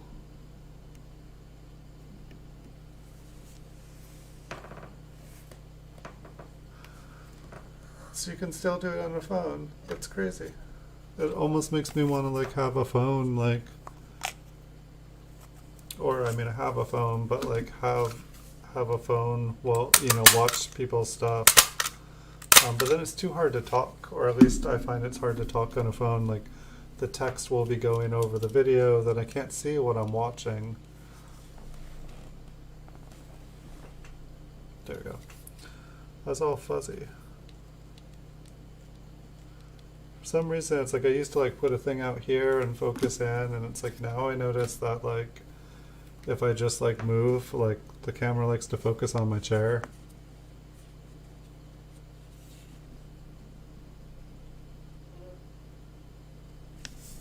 Yeah, that's kind of like I used to like if a coin was weak, I used to keep it, like, so now I have all these like weak strike coins. Maybe the one where like trust was like basically non-existent. Like I still think if like a random letter or number is just missing, I feel like that looks cool. This one looks like it's like like a millionth of a degree off center. Clogged to 9. Yes, I do have a phone. I meant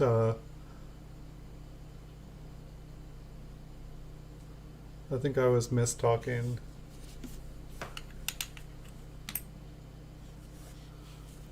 Sounds like a plan there, Sev. But like probably like if you need like the memorials and whatnot, like just buying and cannibalizing a mint set, or not a mint set, but like a Whitman book, like a used one. You can probably get it for as much as a wheat penny roll, but you'll know that you'll get the dates that you need. Just find one that has all the ones you need. Some of them, like, there's pre-made ones, and like people will like, basically fill them all with like uncirculated coins from like pretty much 1941 to present, and they're not expensive at all. And then you can just upgrade any ones that you want.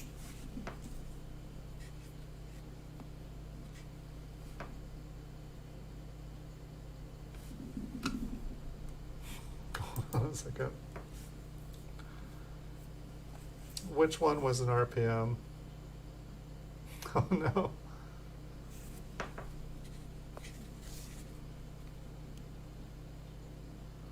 Did I miss one? Describe it to me. Tell me about it.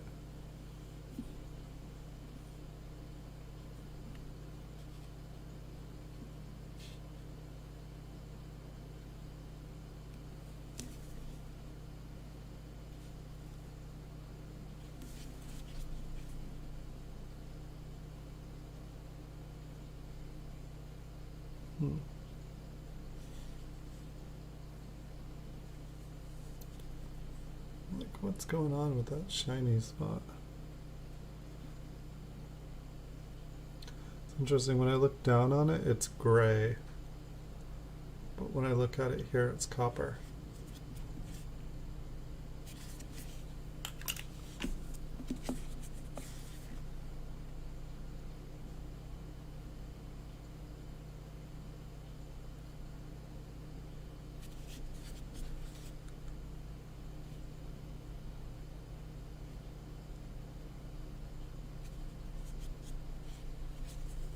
Name that tune but for coins. Name that coin. Name that air. It's a Fang 5.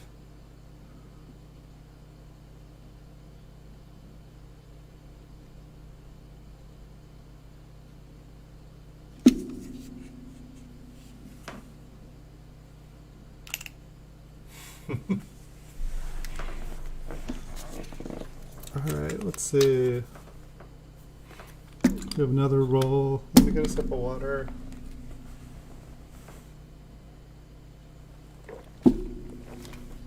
Let me check, make sure.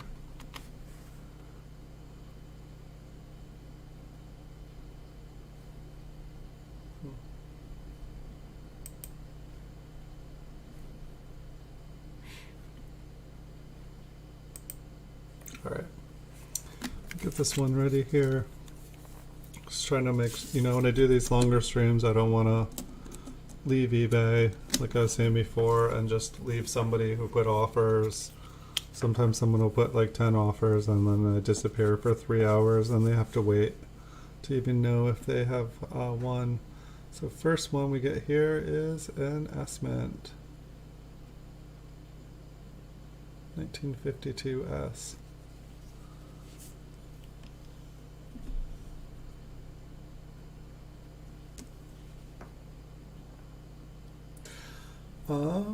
I am doing mint cellos here. I'll give you soon, I hope.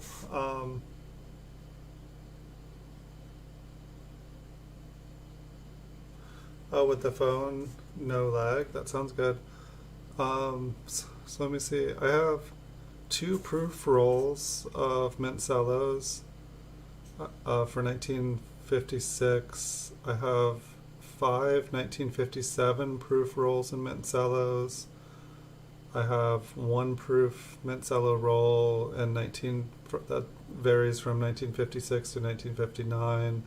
I've got a 1959 proof mint cello roll, a 1960 proof mint cello roll, a 1970 D mint cello roll, P mint, 1970 P mint cello roll, another 1970 P mint cello roll, a 1970 S mint cello roll, and a 1970 P mint cello roll, a 1970 S ND, which is a 40 S and 10.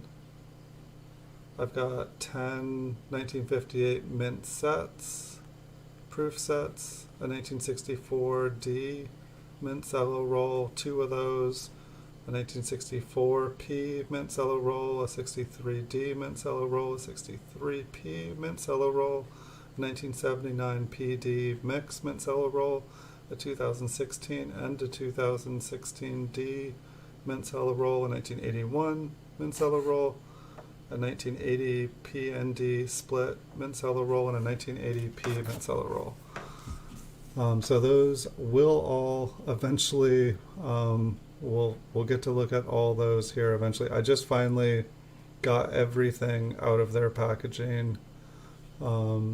Finally everything is in and unpacked. Just some of the people that I buy them from, they put like, I swear they used an entire roll of masking tape and they encased them in tape. And it's just, it kills me.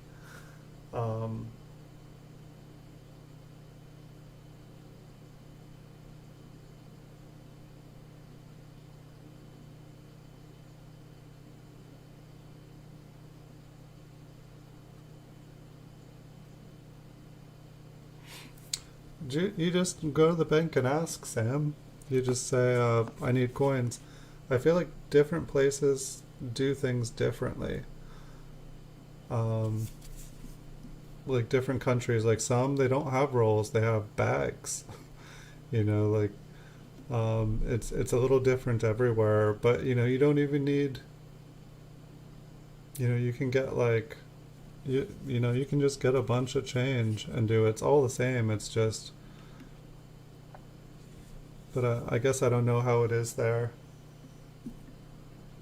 I mean, are there coin roll hunter people there that do videos there where you live? It seems like there must be. Like I see places all over the world.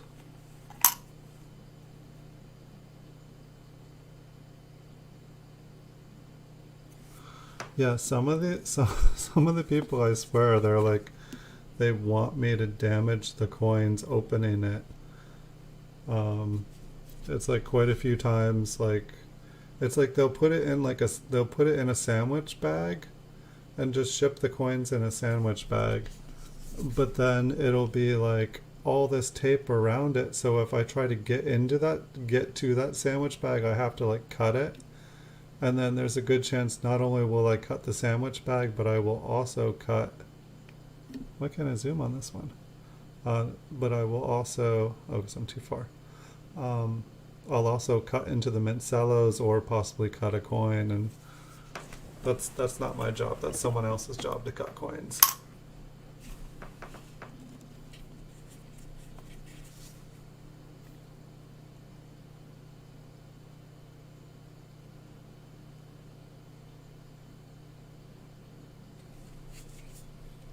Hmm. Seems like we're getting a lot of estimate marks. It's like I'm curious. It's like I have all these like bank bags filled with just coins and like little plastic bags. I'm curious just to like see what these coins look like. I feel like they were supposed to be really nice ones. I feel like most coins, I feel like there was kind of like these rolls where like basically almost everything went in rolls, and then I feel like occasionally there would be a coin that I'd be like, no, that's top shelf. It gets its own little bag. And so I'm curious to like open up one of these bags. I think one said do not open till 2018, and it's like 2020 now. So it's just so funny. I like, I figured like these bags, I'd be able to like open one of these bags and retire on. It's like now it just makes me laugh.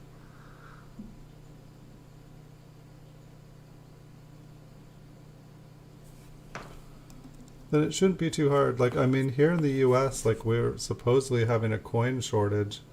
It's actually, I wonder how all the channels are doing, if any are, I'm glad I'm not dependent. I already did all the coin roll hunting, and these are like kind of the coins that I pulled out from my coin roll hunting. But watching everyone else's channel has made me want to coin roll hunt, but I'm like, no, you need to deal with all these coins first. If you die, whoever takes care of whatever you have, they're just going to bring it to the bank. um, so I'm like, yeah, I should probably figure out what I have, and probably sell it off before I die. I think it was Far North Coins. He was saying he got like this whole, like basically just a whole bag full of like AU, BU coins, like, just nice older tone coins. I think he was saying it was like just clear that it was like someone's whole collection just like dumped into a bank bag. It's like, I don't want that to happen to me.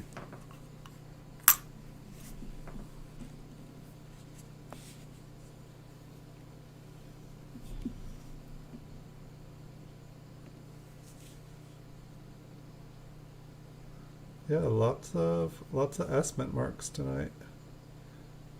Maybe what happened here, I mean, I would buy, 5,000 count estimate mark bags, so maybe maybe a bunch of these coins are, some of the better ones that I found in the S-Mint mark bags.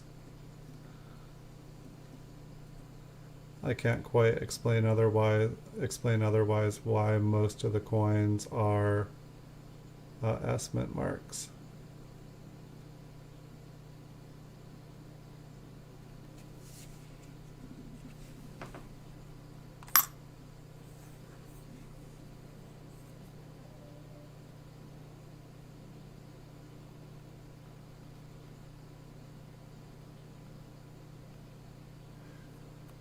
Yeah, I don't use any tape. What I do, this is what I do right here. I take coin, I put it in bag. I fold said bag in half like this, so it's doubled on it, and I stick bag in another bag. And then it's got 3 layers of bubble wrap on it. And I can put 2 slabs in one of them, and then they never touch. But I only put 2 in per package, and then if there's more than 2 coins, 2 slabs in the order, they get their own envelope. And then it's kind of nice too, because if somebody does decide they don't want one of the coins, they have a return envelope, and then I provide a return packing or a shipping label if they don't want a coin. So then they have everything they need, and they don't have to send it back all weird to me. But it's basically it's they just have to pull the label, pull the other envelope out, unfold it, and there's no cutting, no tape, no staples. That's no fun when Google doesn't want to load. Definitely no fun. Here we got another yeah, we're on an S-Mint roll. A gouged area there. It's funny though, because these are 2 different rolls, and I just grabbed these at random from a big box from the vault. And so it's just funny, I don't think we've gotten solid date or solid mint mark rolls before. Not that I remember.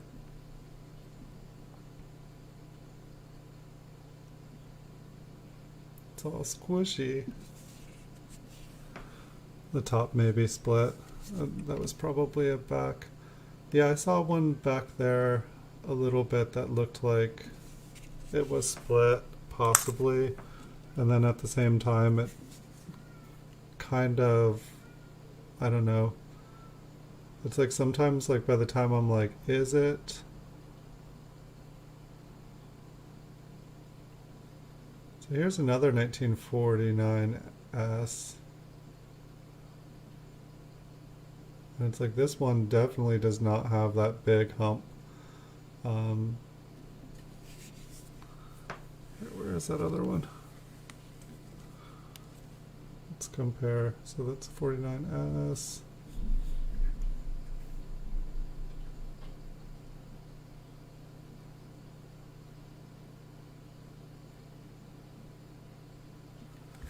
And then we'll go back to this one. This one almost looked way thicker. I'll try anyway.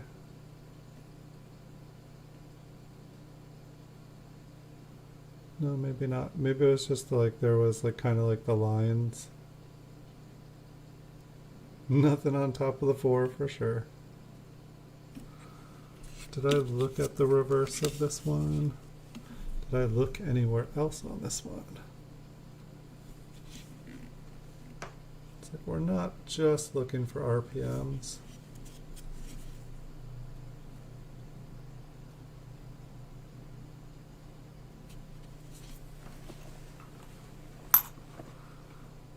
Look at 1 and 9. Were you talking about on the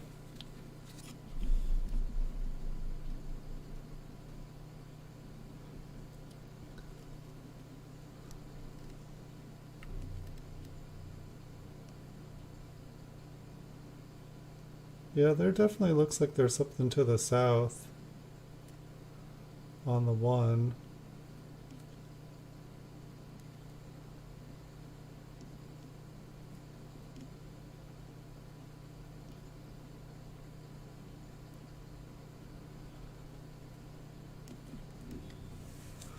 Yeah, the oof, my back is stiff. Like I feel like when I look at myself on here, it looks like I'm straight on, but like anytime I'm like over here on the camera, I'm actually hunched over. It's brutal.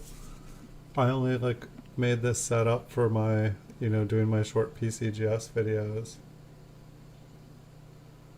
and and now I do like hour-long shows. It's kind of hilarious. Or I guess like these ones end up a couple hours long. So I'm sorry. Someone had asked when I'm gonna do the mint cellos. I have no idea why I haven't done the mint cellos. The only reason I bought the mint cello rolls was to make videos out of. Um, and so I don't know why I haven't. I feel like I've been on a roll with the Coin Vault has opened episode, and so I just keep doing it, and I've just kind of gotten into that motivation, quit moving the coin. And so that's why I haven't done another episode or another coin roll, but I need to. And like the 1970 S's, I'm excited about. Like all the early proof stuff, I'm excited about. And then it's just I enjoy just looking at 50 of the same coin because I learn a lot.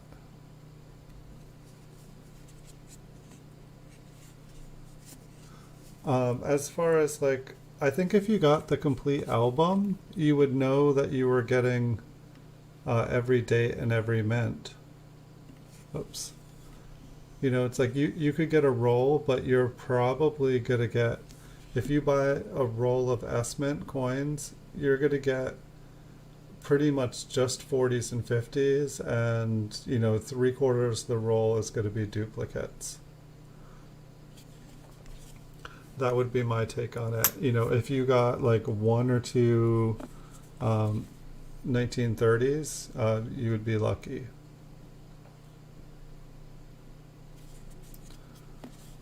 And it's like if you get a roll that says like like some from every date, or I'm sorry, some from every decade, you would end up still with like a not a very good mix. You'd probably have all the coins that you'd probably already have all the ones that they had put in the roll.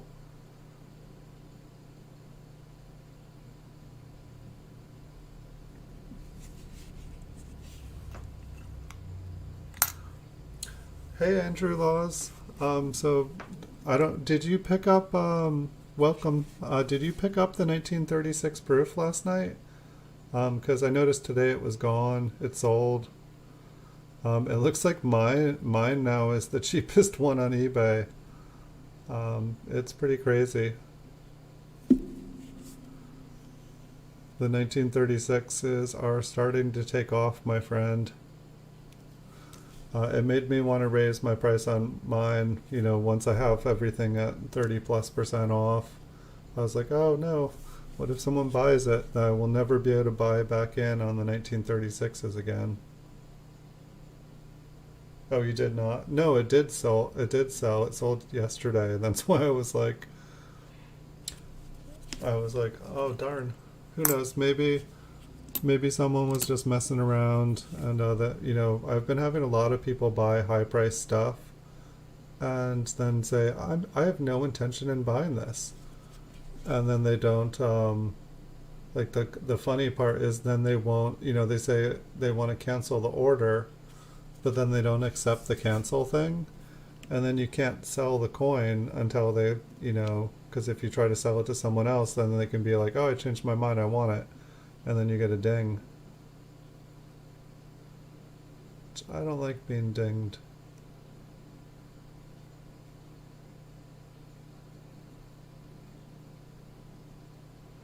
You made a catalog of 1K coins, like just like kind of like top pop coins. I've been kind of meaning to do that. Like, it's like, okay, like what, I wanted to make a list of, okay, what is the grade for every single date that makes it worth like an atrocious amount of money, so that I could then just basically scan for those coins. But I figure other people must do that too and just hit refresh on the buy it nows.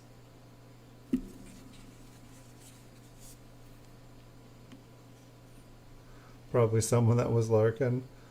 Well, maybe they'll stop lurking. Maybe they will join the Proof Mafia. Here we've got a Liberty error again. Liberty error 97742.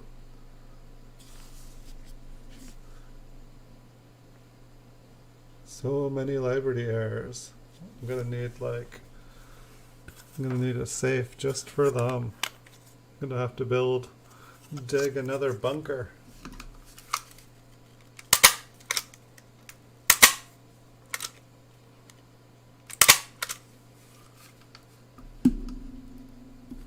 Nice. It's good to be able to do projects together and work on things together. It'll bring you all closer together. Then watch out, eBay. Yeah, eBay, better definitely watch out. Like, I have plans. I'm gonna probably like kill eBay. I'm gonna break the market this year, I think. It's gonna get really fun here for about 6 months. And then I think that everyone's just gonna be like, this is too much. It's just gonna break. The microscope just like hit the coin. I zoomed in too far.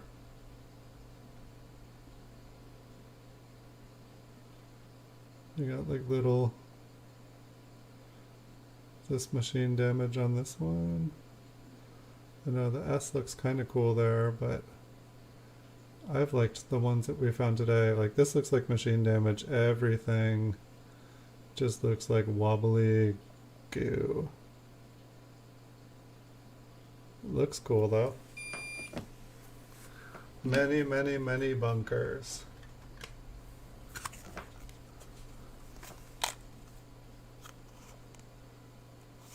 Why am I flipping it? Alright. Oh. With this whole coronavirus thing, that's a good enough reason to have a bunker right there. Just go in the bunker and come out when it's all done.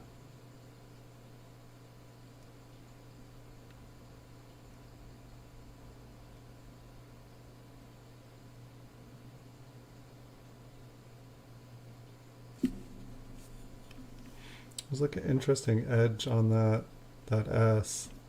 There's like chew marks or something.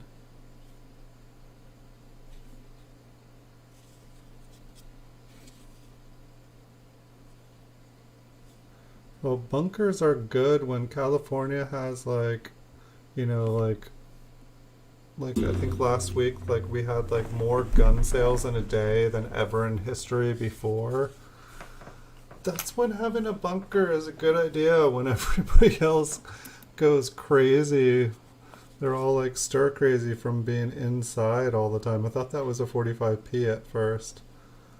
But yeah, sometimes it's good to remove yourself from a situation with a bunch of crazy people, let them work it all out, and then when they've figured out who's crazy and who's not crazy, then you come out and continue life.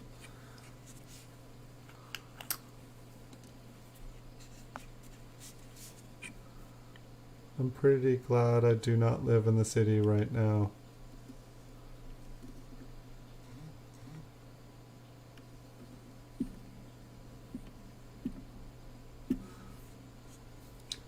But yeah, one thing I noticed. I do, Andrew. How did you know about that one? Alright, now I'm getting a little spooked. Sometimes I feel like you guys are like, joking with me and stuff, but like, how do you know I have one that pops out at the ocean?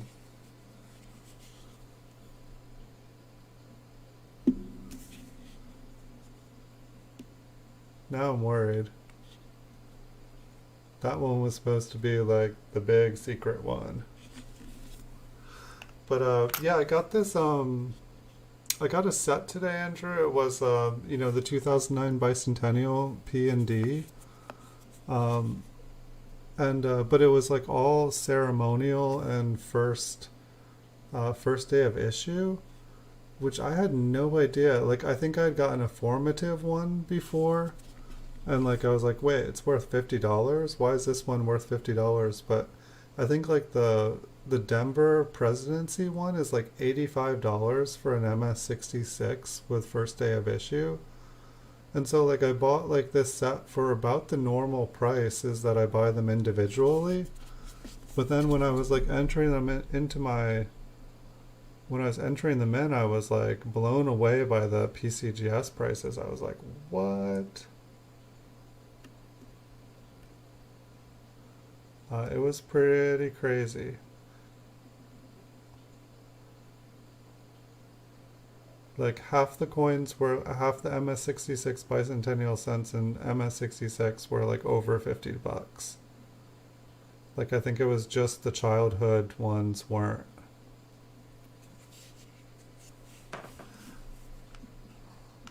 Yeah, I'm not a big over them as well. I could care less if it was like the first one graded or first strike or any of that. I feel like it's hype. It's not about, when the coin was made. It's about like how well it's made. They replace the dies. What's going on in this one? I think that, I don't know, we'll zoom in. That one's messing with my head. Right? If it's the cheapest. It's like, it almost makes me want to go and like look for these though, because it was like, oh yeah, there's only 50 of them of this grade for this. Is that a peel? What do you guys think? Is this a lamination peel or is this just scraped up?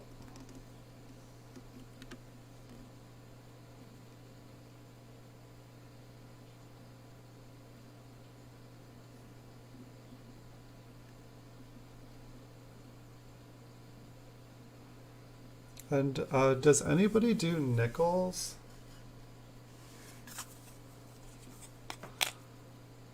Thank you, Paul. Okay, yeah, I was thinking it was.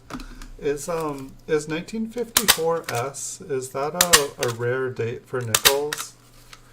Because I picked up a 1954S MS-66 Plus today, and I was like, it was like $100, or like the PCGS price was like $100 for it, and I was like, really? I was like, why did no one else bid on this? But yeah, it was just one of those weird days where I was getting all these coins that PCGS said were worth like $100, but no one else was bidding on them.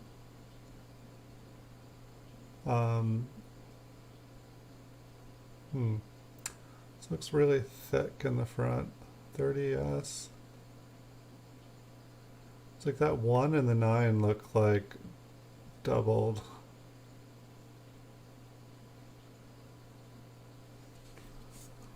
Um, Oop. The way it goes. So we got some ink on it. Yeah, there was like some crazy mint set selling today. Like there was like pretty much every date from 1965 to present. There was like 10 packs of mint sets and 25 packs of mint sets. Like I've never seen so many mint sets like sell all at once.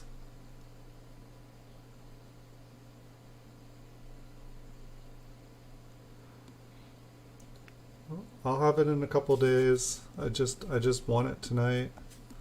But yeah, I was just like, yeah, I don't know nickels, but I just happened to like check it because I think they wrote like, oh yeah, it's worth this amount of money, and so I was like, oh yeah, that's what they all say.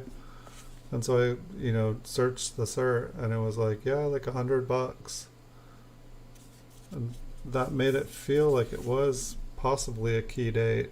And like I say, I don't know anything about nickels. And here I am buying nickels and dimes and quarters and half dollars and silver dollars and just totally not knowing what I'm doing.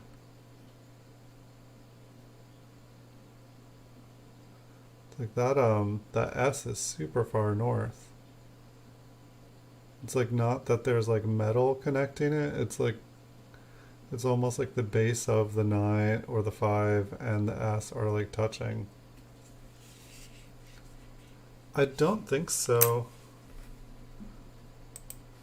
Here, I can make sure I'm actually telling you the right thing too. 1954S MS 66 plus.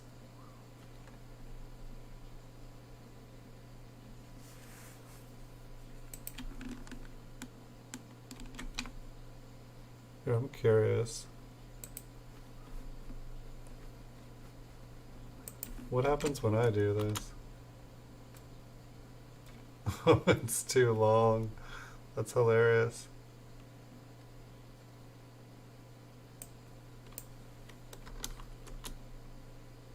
Does that show up? I don't think it'll actually. I don't think the link is complete. I didn't know it would let me send links. I should be like, hey everybody, here's my eBay store.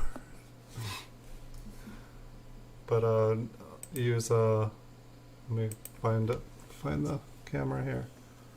I didn't even realize I could like link things. I guess not with a link like that. That thing was too big.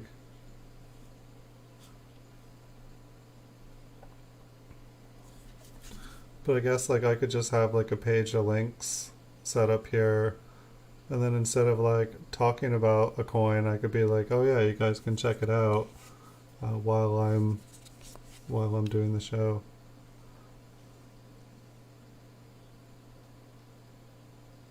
Like I cut the link in half too because it was like way longer than that, and I just cut off whatever kept going after the item number. I just took off, like I took off like 3 lines of the link code.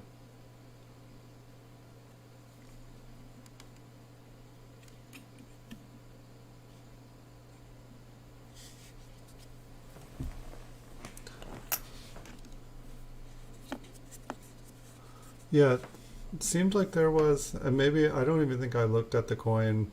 Maybe there's like something mangled at it.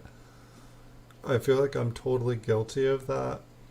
And I feel like it could totally bite me in the butt one of these days. Like if it's a 1943 steel cent, I'm really careful. I look that thing over like 2-3 times just because they corrode like you wouldn't believe.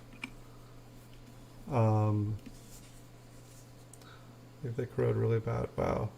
I think that this is possibly the most. I mean, like I feel like that can't even just be. Like that's like a die chip on top of a bunch of filled letters. It's like a massacre.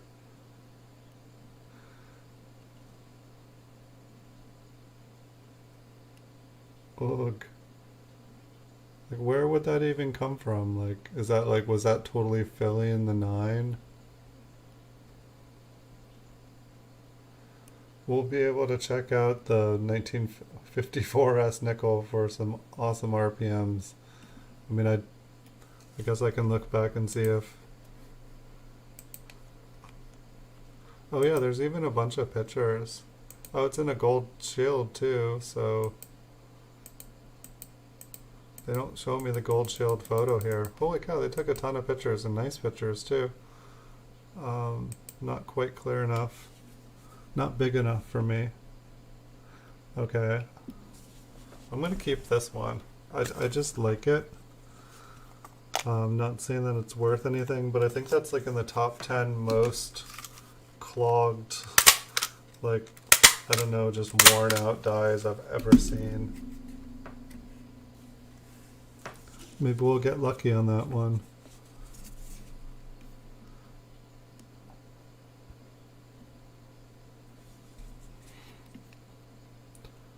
So I think I bought some more. Whoa. I don't even know what's going on with that one. Okay. Oh. Yeah, I got to turn here a little bit. All right, what is up with this?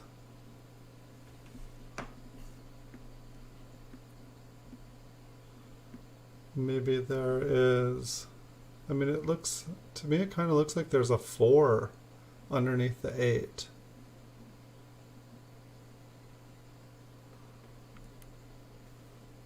Like, to me it looks like on the bottom half of the 8 there is a 4. Like it's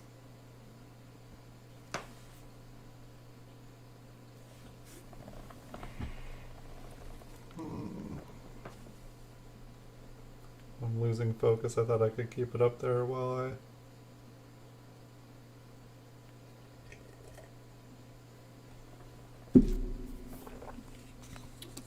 Here, we'll look at the back, see if there's anything odd about it, and then we'll go back to the front.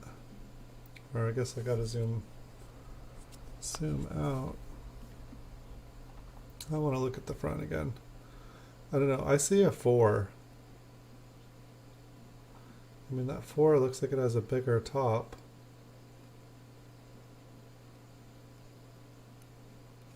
Alright, we'll flip it.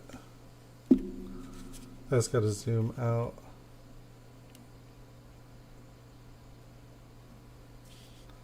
So damaged, it's hard to see anything.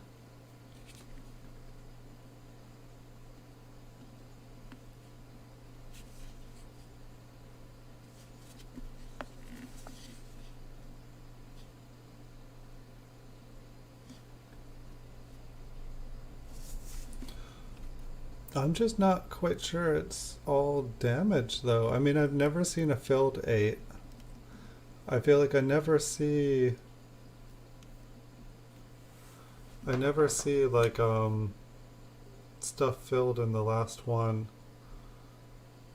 But then it's like, what is that crooked piece that goes through the 8? Maybe if we look it upside down.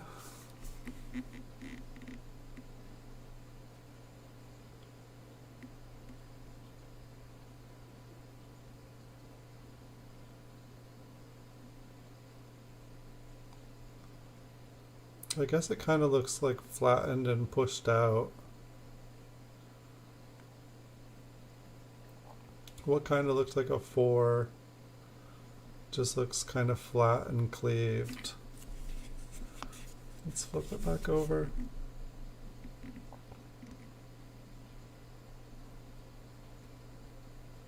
But then what looks cleaved also almost just kind of looks like it's kind of like worn dye and getting pushed out towards the rim. But I just don't see what all those square parts are. I don't get it. I will flip it, save it for the intelligent me 50 years in the future. And unfortunately that me will not have any eyesight, so I'll be having someone describe it to me.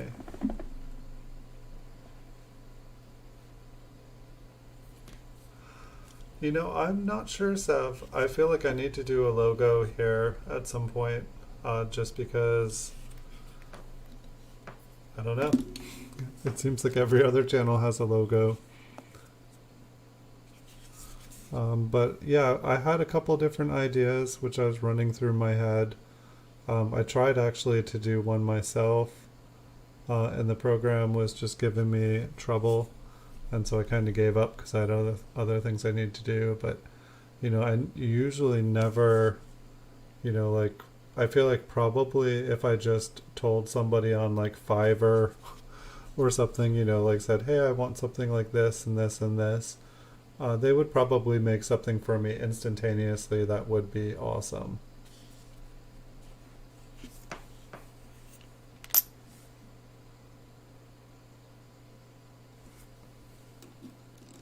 Thanks, Sev. And that's the part that's killing me, is that like I totally went to school for graphic design, multimedia design, It's like, it's stuff that I can do. And it's like, I really wish that I, you know, spend as much time on my channel as I do making videos and looking at coins. I wish I just spent that much time, like working on making things better. I feel like I just need to like have one day a week where I just make visual tweaks to things. And I also wish that I had done it all before I made 4,300 coin videos, because like going back and like, making everything uniform later, it's gonna be a pain, if not impossible to do. I think there's like a little lamination going there. I don't think that that is a scratch. Little lamb, you agree. Time traveler had a little lamb, little lamb. I'll stop.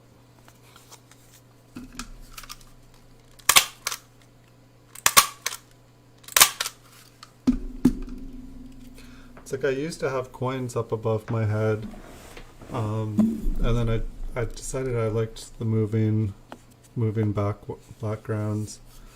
I might do some moving coin backgrounds here in the future.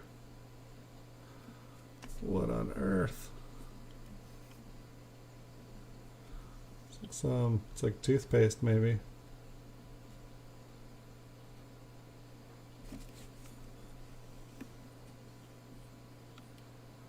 All of them are coin related. Probably gonna do something to do. I was thinking about, kind of doing like a Lincoln, kind of like melding a Lincoln, an Indian head cent, and a flying eagle. Just basically like taking a whole bunch of concepts and parts from different coins and just basically morphing them all into one image. Kind of making, my fingers are looking dry. This one looks interesting. The mint mark looked like there was a little piece popping out. I think there was a 53S again too. Maybe we'll get lucky with another RPM. It's the bugs.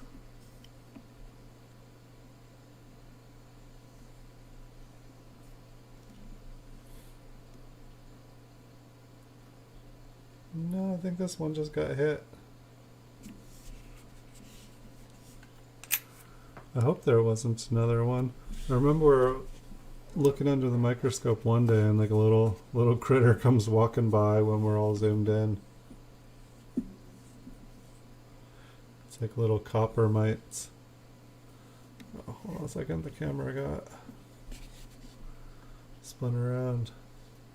Sometimes when I like zoom in and out, the camera spins instead of focusing.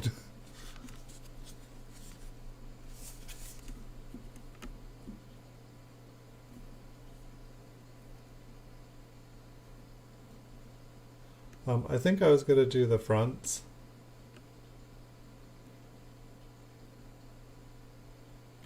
But I also need to figure out, it's like I got to figure out colors.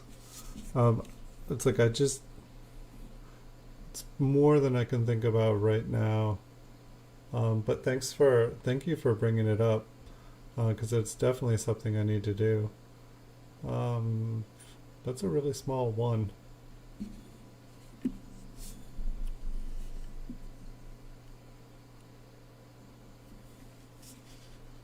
Or at least it looks like, like look at the 19 one, and then look at the other one. It's like a little baby one.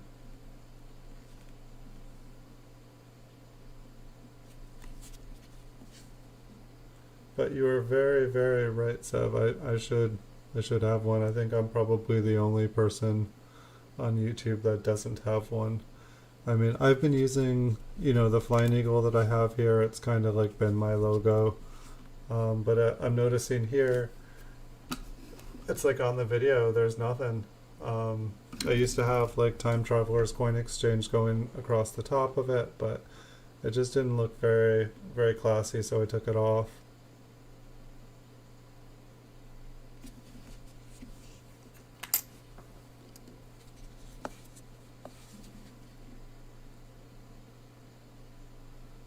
We've got a nice filled 9 there.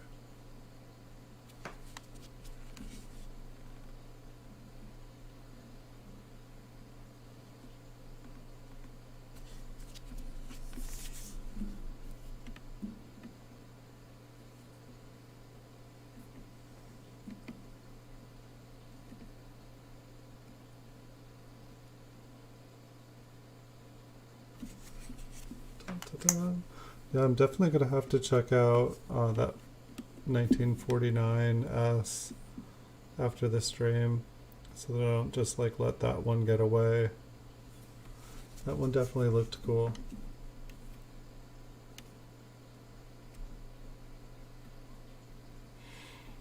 I think the S on this one is mangled. It's like super fat. It must have gotten smashed.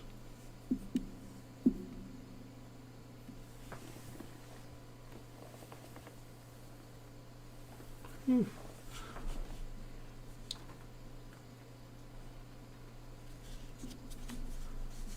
So I know I'm not in the most ergonomic position here, but I feel like normally I'm able to, normally it doesn't hurt. But we're coming on midnight anyway. I've got about a third of a roll here left, so I'm not going to bust out another roll here tonight, but we have quite a few ones to recap over. Like, we definitely found some cooler coins. Looks like a little lamination error on the reverse here.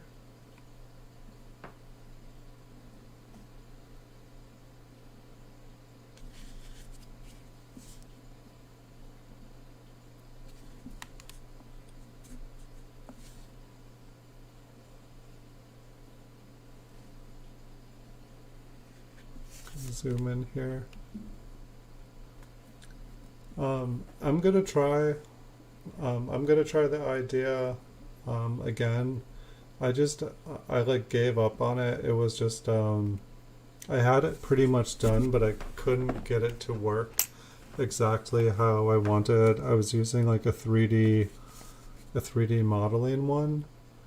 And I was just having trouble saving it to the size that I wanted it. So I pretty much have one done. I just couldn't get it to save in the correct way that I needed to save so that I can use it and input it into things. Thank you, Sev. I think I'm going to be okay. Give me a few days here, and if I can't get it to work, I will ask you for help if you're still offering. Thank you. It's very, very kind of you. Did I?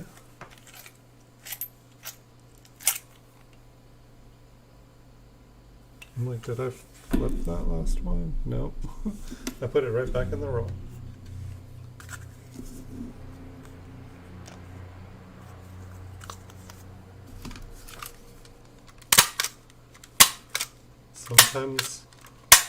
Sometimes they go that easy. I need some more staples too.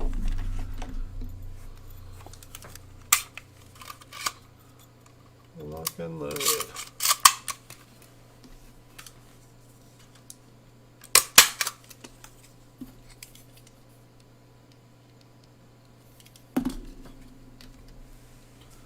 Alright, we already did that one.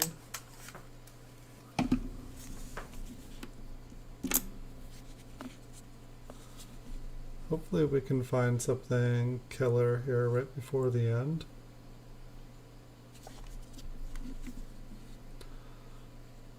Yeah, I ran into ungraded coin that I think looked like it was probably pretty nice. I'll have to, I think I know where it is, but I could bust that out. It was just like a random thing that got sent with something. I think it was like an accidental shipment. like a long time ago that like I inquired about it and they never responded. And so it just sat on my desk and sat on my desk.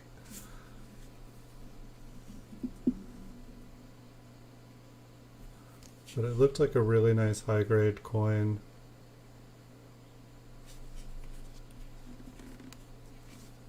Yes, I did. Not as many as I used to. Like before I started doing the social media and adding it to like Instagram and Twitter and Facebook and Mix and YouTube and Tumblr and Blogger and Pinterest and Reddit and anywhere else that you can post videos to. Like I used to do like over 100 a day, but now it's like, you know, doing all like linking everything and putting everything up. It slows down, but I noticed that it seems like I get more activity when I do less. I just happened to have time today and I had gotten in all these nickels, dimes, quarters, half dollars, and silver dollars and stuff, and so I listed stuff as fast as I could today.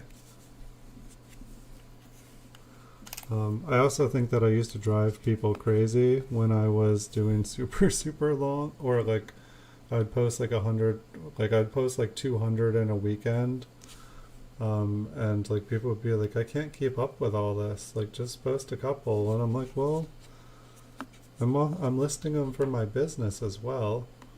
You know, it's like every one of the PCGS videos that I make, it goes up, it gets linked to an eBay auction, and so it's like for every eBay auction I make, I've gotta make a video. I know, it's definitely, if anybody does eBay and you don't make videos and attach it to it, like my sales went up like, wait, there's no S. There's no S. We found one without a mint mark. We did it. Oof.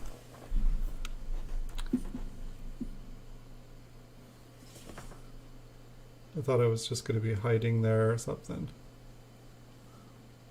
No, there really is no mint mark.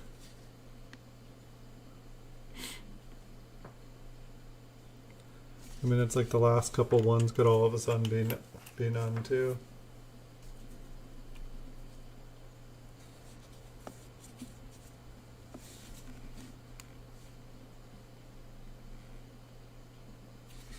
No, we're back to S mints.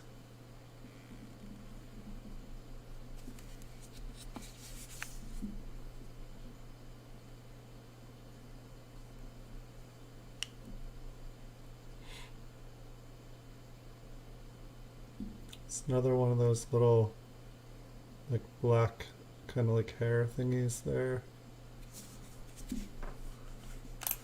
It's like I thought we had like a weird mark on one of the coins that fell off earlier.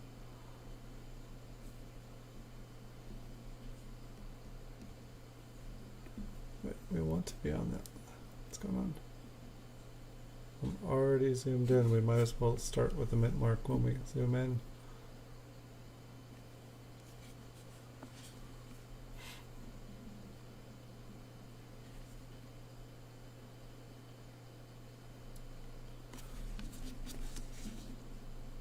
Like super squished.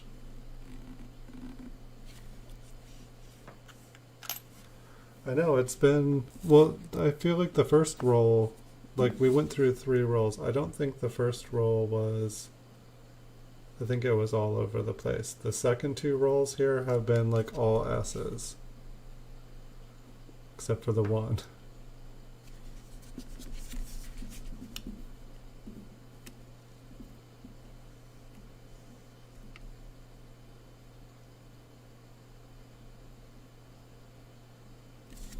That was some fuzzy green stuff.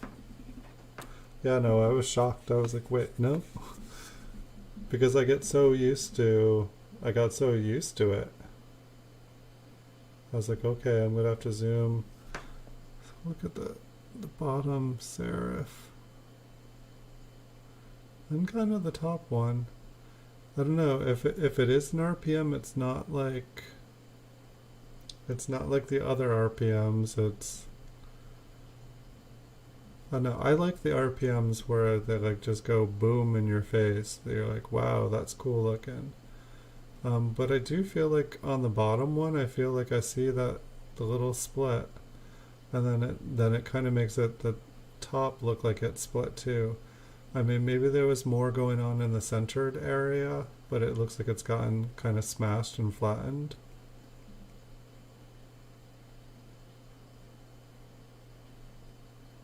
But I think that, yeah, I think it's an RPM too.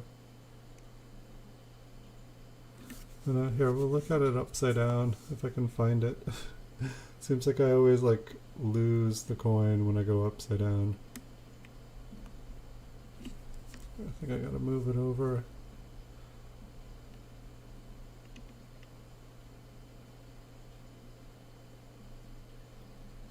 Now the top looks good, but it's like I'm losing the bottom.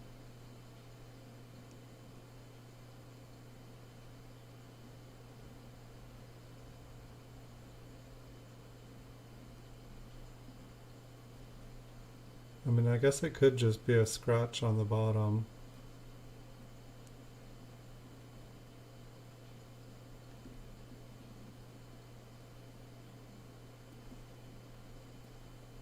Could be damage too on the top serif.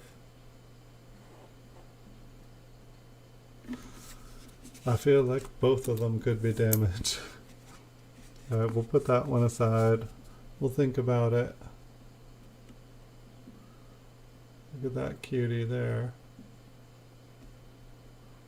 35S.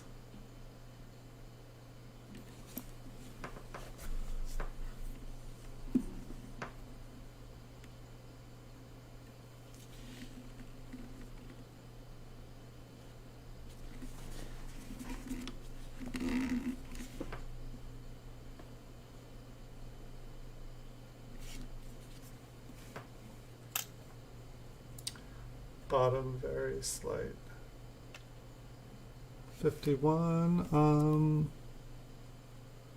Yes, I believe it was a 51. 51S.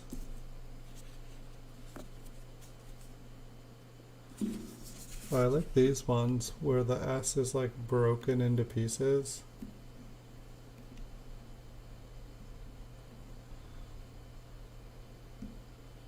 It's like this is like kind of like one of those like serpent ones where it's like the bottom is basically like gone. There definitely looks like there's a scrape mark there, but I think it was already kind of super weak.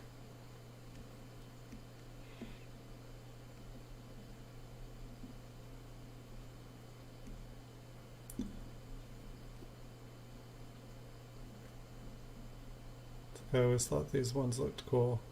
I mean, it does look like the mid-center is damaged, but I don't... Oh, my back is killing me.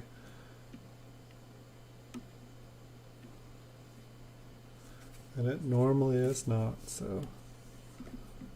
I'll take it seriously, but we only have a couple more coins here, so... Keep going.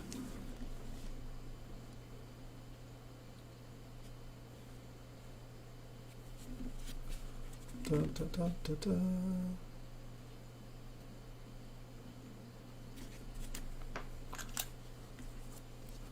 Right, I think this is the last one, and then we can go over the maybes, and then we can definitely look at the definites.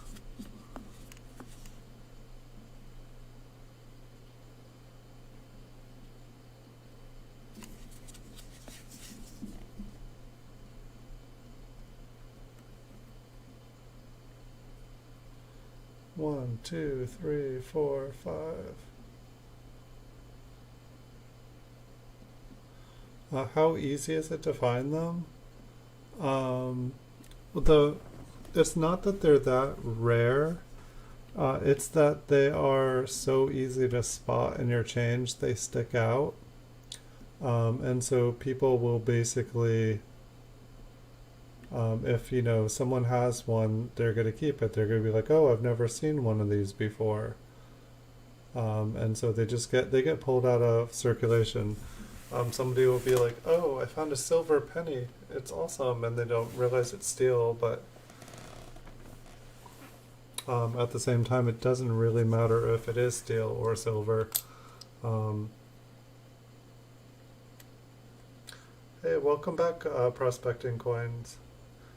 Have good dreams. Sleep well. Thanks for stopping by. I will see you in the future, friend. So let's see. I think this was the 51S.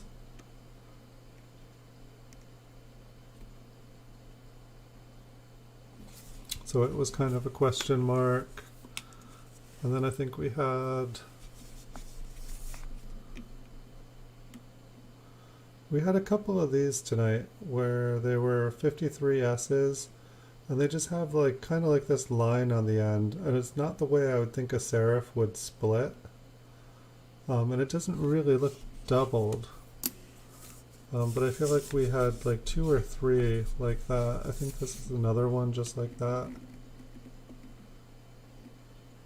and it's like this one kind of looked more, and so these ones just kind of like it's like, is this a kind of RPM I'm not aware of? Just didn't know. So I thought I would like kind of put them on the side. Let's see. So then we had, wait, are these all RPMs from tonight?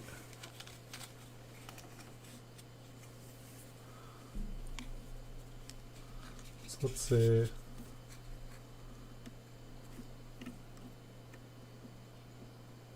So yeah, we found this one here tonight. It's 1946S. And this one looked pretty cool.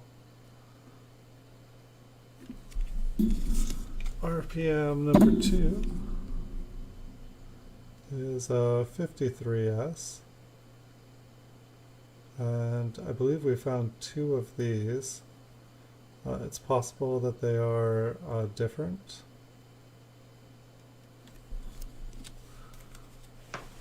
Oof.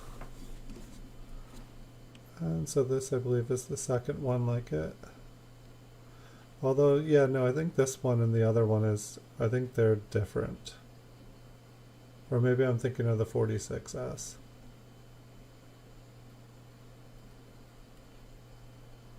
Stop.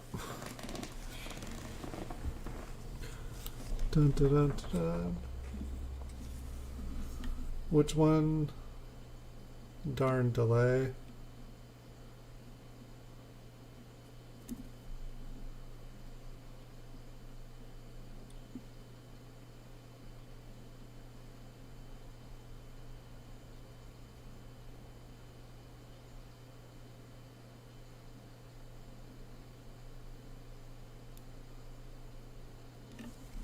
This is why I need the second microscope. So here's another 1953S.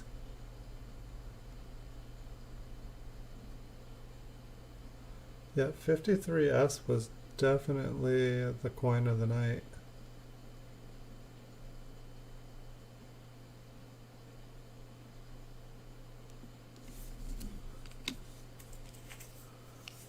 And then we had a RPM question mark.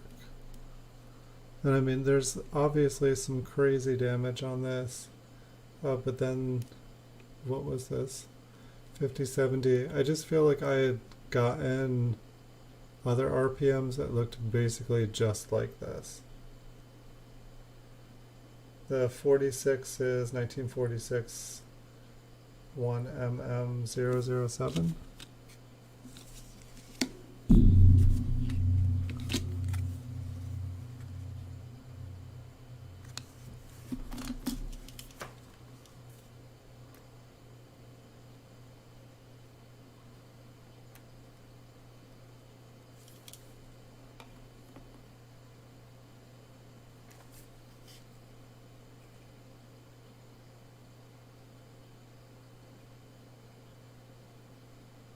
Yeah, I like the 46 and the 53. And then, oh no, I guess this was the first coin. This is the one that we started. The lamination peel. And then there was this, the lamination peel down at the bottom.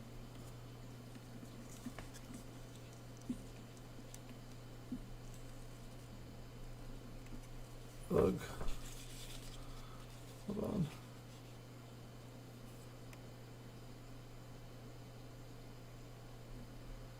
Why are the lights so fierce now? They haven't been... I guess we weren't looking at flipped coins earlier.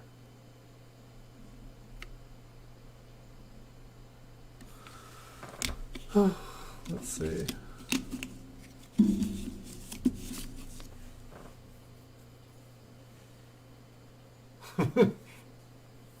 Alright, and so then we had this one here. And so I think you were saying, I think you gave me something I wrote down, 49S DDO 002.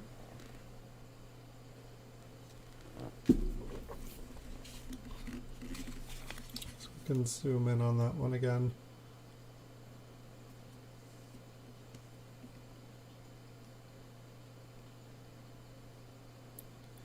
But that one definitely looks really cool. Like, I mean, I've looked at a lot of pennies before, and I don't think I've seen that before. So I can definitely feel my body screaming that it is time for bed. Let's see. So I really appreciate you guys all being here tonight. Thank you, Sev. Thank you, Sam. Thank you, Paul. Thank you, Prospecting Coins. Thank you, Andrew. Thank you guys for being here tonight. I'll just make sure I'm not missing anybody. Thank you, Pop Motion. Dun, dun, dun. And yeah, Numismatic Sam.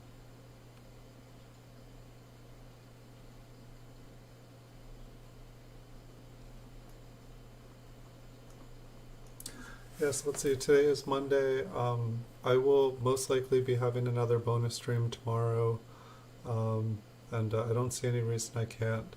I'm hopefully going to start getting these mint cellos together, but I guess I've just been having a lot of fun doing the Coin Vault has opened, and I know we'll have fun doing the mint cellos, but I'm just having fun. So we'll have the mint cellos coming here soon, and we'll probably do the Coin Vault has opened tomorrow night, a bonus stream. And thanks everyone for watching.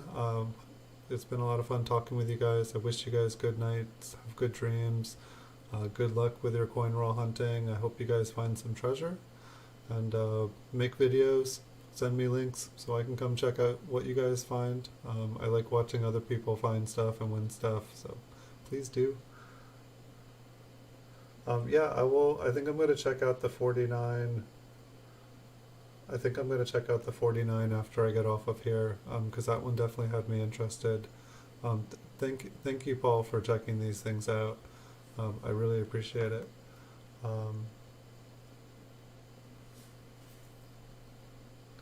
Yes, like I really want to look at those early proofs, Andrew.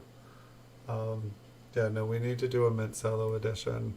I mean, it's like, the coin vault is opened, none of these coins I'm selling yet, and so with the mint cellos, they're going to go up for sale on eBay, and so I really need to do those, because if I put them up for sale and they sell, then I can buy more and we can look at more coins and have more fun. I'm really doing things backwards here.